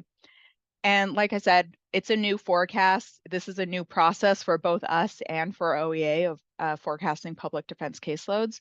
So as new forecasts come out, these mandated caseloads are going to be adjusted based on those new forecasts. So this number will likely change in the future, just as any mandated caseload would. But I wouldn't be surprised if we're going to see more of a shift than most mandated caseload agencies would see, just as this forecast process kind of normalizes and stabilizes. So next are primary legislative investments. So the first one is $2.2 million for enhanced provider capacity pilot program. This is in alignment with the 12-month plan, and this is the enhanced MAC program. So a set of attorneys who meet certain criteria who could choose to take additional MAC beyond the 100% MAC limit. And this program is in the budget directed towards crisis counties, so it's limited to those counties. The next is $3.4 million for law school clinics. These are the law school clinics that operated this past year and were taking cases. This is just additional funding to continue that for the next biennium. There's also an additional budget note that's connected to this, which I'll go over in a bit. We were also given an expedited resolution attorney. So this is an existing vacant deputy general counsel position that's currently in CAP, and the budget moves that position over to the trial division. So this will be a new state attorney within our trial division who's dedicated to primarily resolution dockets in Washington, Multnomah, and Marion counties. We also got investments for agency staff, including assignment coordinators, PAE and AP staff, and the continuation of the e-board positions, which are some IT positions, as well as procurement. And that's for $3 million. And then we received a placeholder for potential FCMS debt services. FCMS is bonding authority, so it is going through the bonding bill through a separate process, but this bill, our budget bill, is basically creating a spot that they can put that money should it be approved.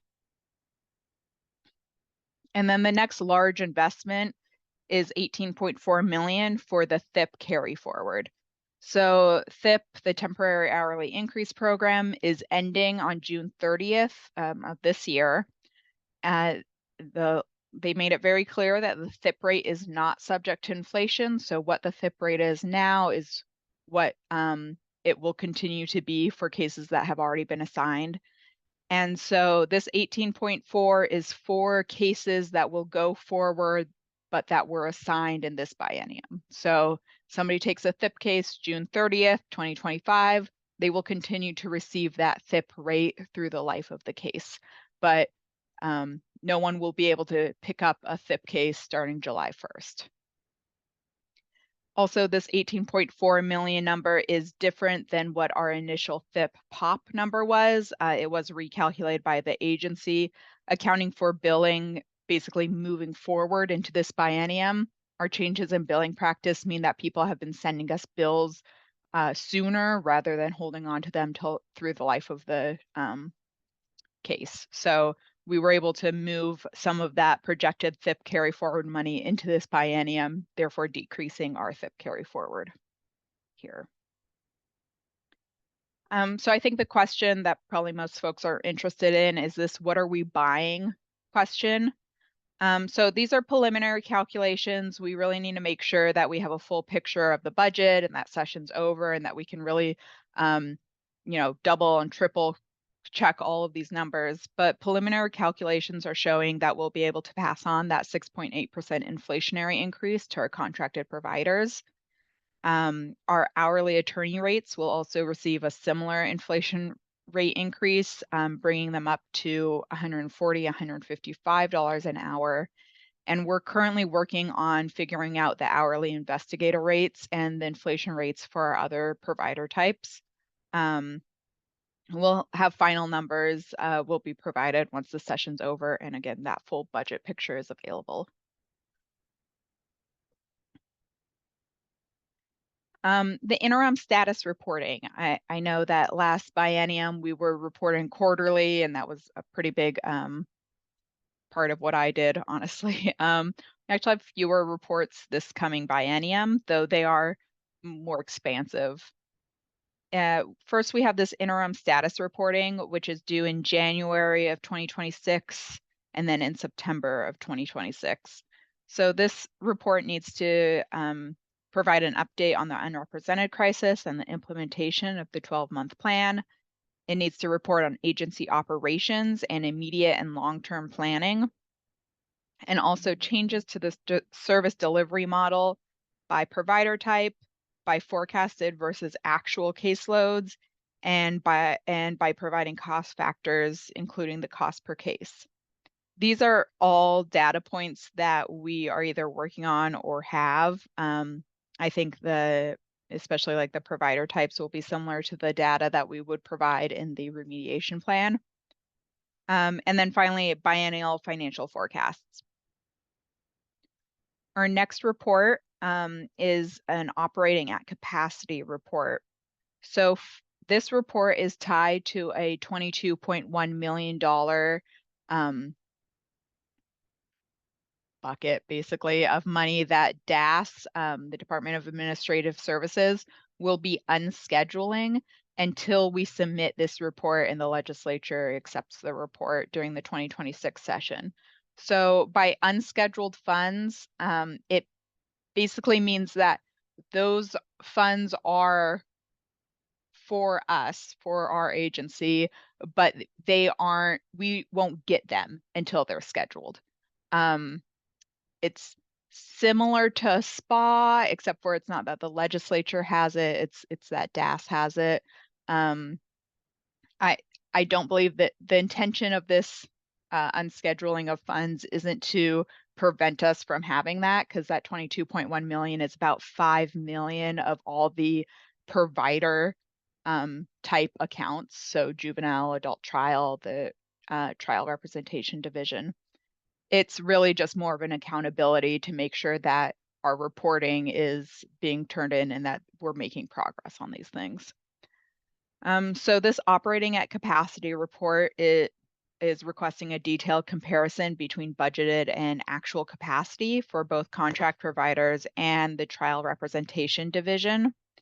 A plan of action to address those providers or trial representation division that are operating at less than 90% of budgeted capacity, and preliminary results of the enhanced provider capacity pilot program, that enhanced MAC program. And then we have our law school reporting. This is due to the 2027 legislature. The report's just to outline the total number of students who are trained, clients served, outcomes, and then any changes to law school service delivery. The budget note also gives the agency permission to restructure the law school program for the 26-27 academic year to better address the unrepresented defendant crisis. Finally, we have our key performance measures, which were in our budget bill. The legislature has added a new KPM, which is the percentage of financially eligible persons receiving a public defender with a target of 100%. And then they're requesting that we report to the 2026 legislature with a comprehensive restructuring of the commission's key performance measures and targets for the 27-29 biennium. So this is a report about how we plan to update our KPMs for submission and approval for the upcoming 27-29 biennium. Finally, we just have a few upcoming dates. Again, our budget bill will be up in the full Ways and Means on Friday morning. Target signing day is on the 18th. They're likely to, well, I don't know, but I would think that they're likely to pass that date and head towards the constitutional signing day, which is on the 29th. And then, of course, our next commission meeting on the 16th. And with that, there should be a thank you on that slide, but thank you, and I'm happy to answer questions. Does anyone have any questions? I have questions, but does anyone else have questions? I can't see. Oh, okay. All right. My first question is regarding the $2.2 million for increased MAC. You said that funding was limited to crisis counties. So what I want to know is the funding limited to crisis counties or the program limited to crisis counties? In other words, can we, in counties that are not crisis counties, allow contractors to take more than 100% of MAC up to 115% and use the funding for the mandated caseload money to pay for those enhanced contracts? I think that's a very good question, Chair, and I don't know if we know the answer to that. I believe that's one of the things that we're going to look for clarity on that. Oh, Director Sanchagran can take that. So your interpretation is the reading that I have of that section of the budget note. I did have some conversations. Which interpretation? That was a question. Oh, is it that the purpose of that statement was to limit the funding to the crisis counties.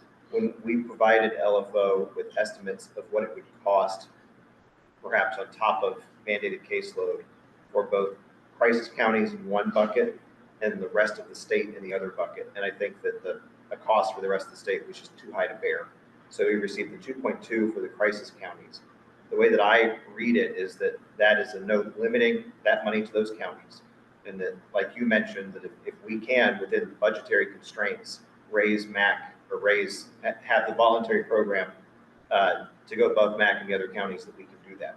I've had some initial conversations. I want to talk with John at LFO to make sure that there's no disagreement there. But that's my reading when you kind of think of the purpose of that whole statement there. right? Okay, thank you. And then you gave a very helpful presentation about what reports are due when. And I'm wondering if you can make sure that we have that rather than just on a slide, separate email or separate communication to us so that we can kind of track that ourselves and remember that those are things that we need to be talking about during commission meetings or work groups well before the reports are due. So if you could get that to us in another way, that would be really helpful for me, and I think probably for other commissioners as well. Yeah. And then my other question is the interplay between the OEA forecast in April and October and the budget. In other words, let's say in October of 2025 and in April of 2026, there is new forecasts that increase the caseload. What would be the mechanism for us to go back and say, okay, you only funded us for X, but we are really talking about Y?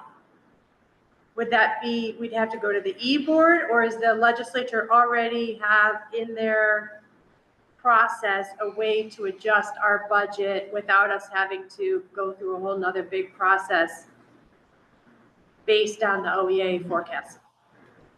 Yeah, thank you, Chair. That's a great question. I'm wondering if Mr. Amador is still on. I'm less familiar with the mandated caseload process, but it's my understanding that it is part of the system is built to update budgets based on forecasting.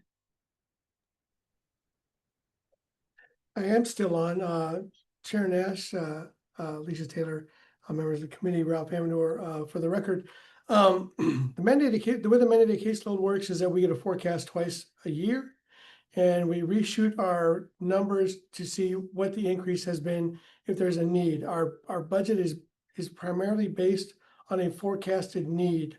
If the forecast doesn't go up, then there's no real mechanism for us to say that there's a need for additional funding, because that's how the forecast the budget is being built at this time.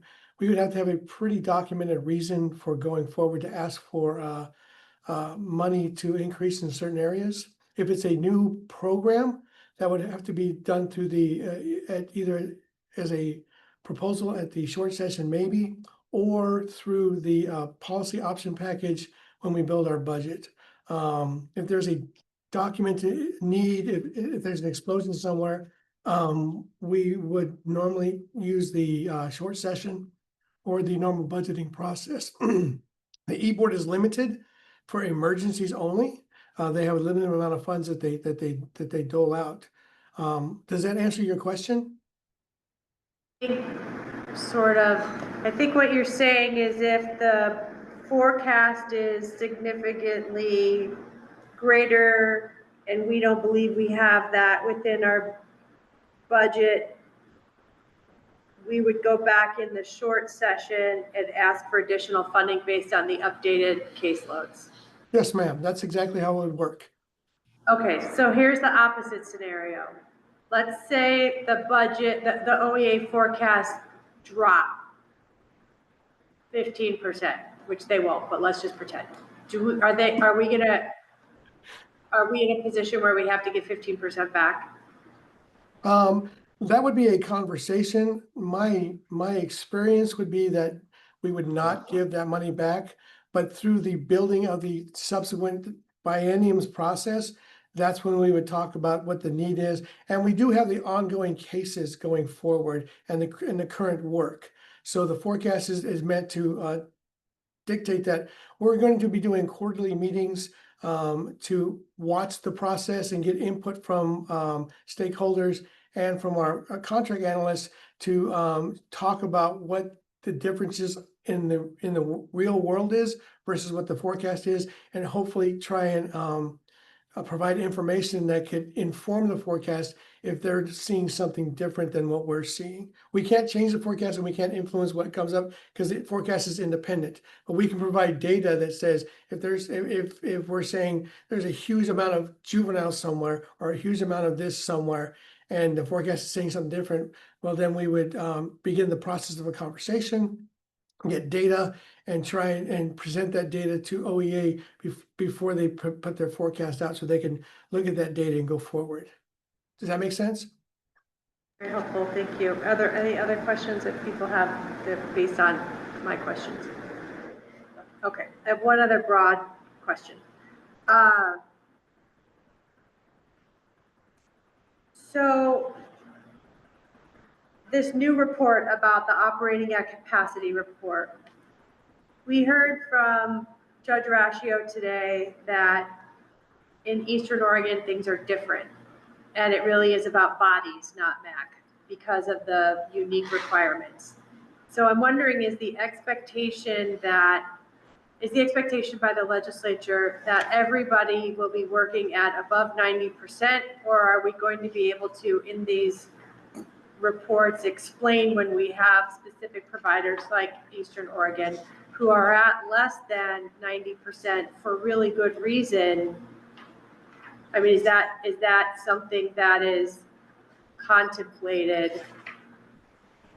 Or is it going to be, do we have a sense, we may not know, do we have a sense that it's just a hard line, everyone's got to be above 90%? Yeah, so the budget note reads a plan of action to address those providers that are operating at less than 90%.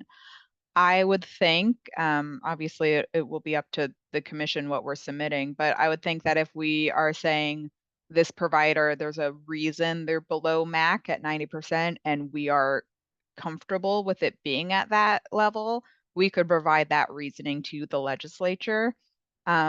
How the legislature accepts that is going to obviously be up to the legislature.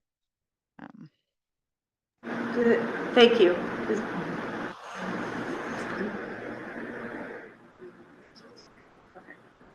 I think I had something else percolating around, but I don't remember what it is right now. So I thank you thank you very much. That's very helpful. Great. Very All right. helpful. And I'll be providing you with an end of session report, which can also outline some of those report timelines, and they'll need to come out in front of the commission and everything. Thanks. That's fine. But do you have a sense about concurrence? And do you have a sense about House concurrence at 2614? I do not at this time. I think we're just gonna have to wait. Yeah. Okay.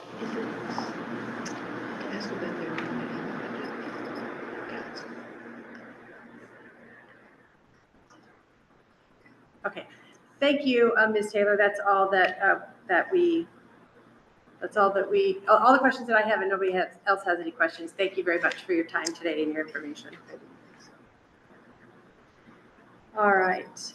And we only had a report for FCMS, not a presentation today, which is that it's basically just moving forward, Yeah, right? there's not substantial updates, but Okay. we did include that paper update. I could add two things after looking at this. Thank you for this new timeline. It's much easier for me to read this timeline.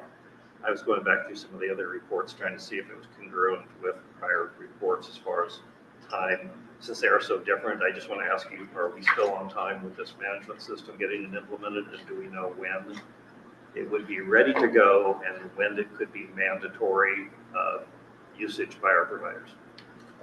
We right now are still on our timeline.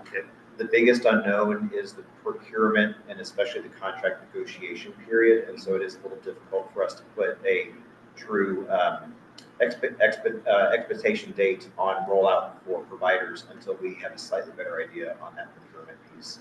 Okay.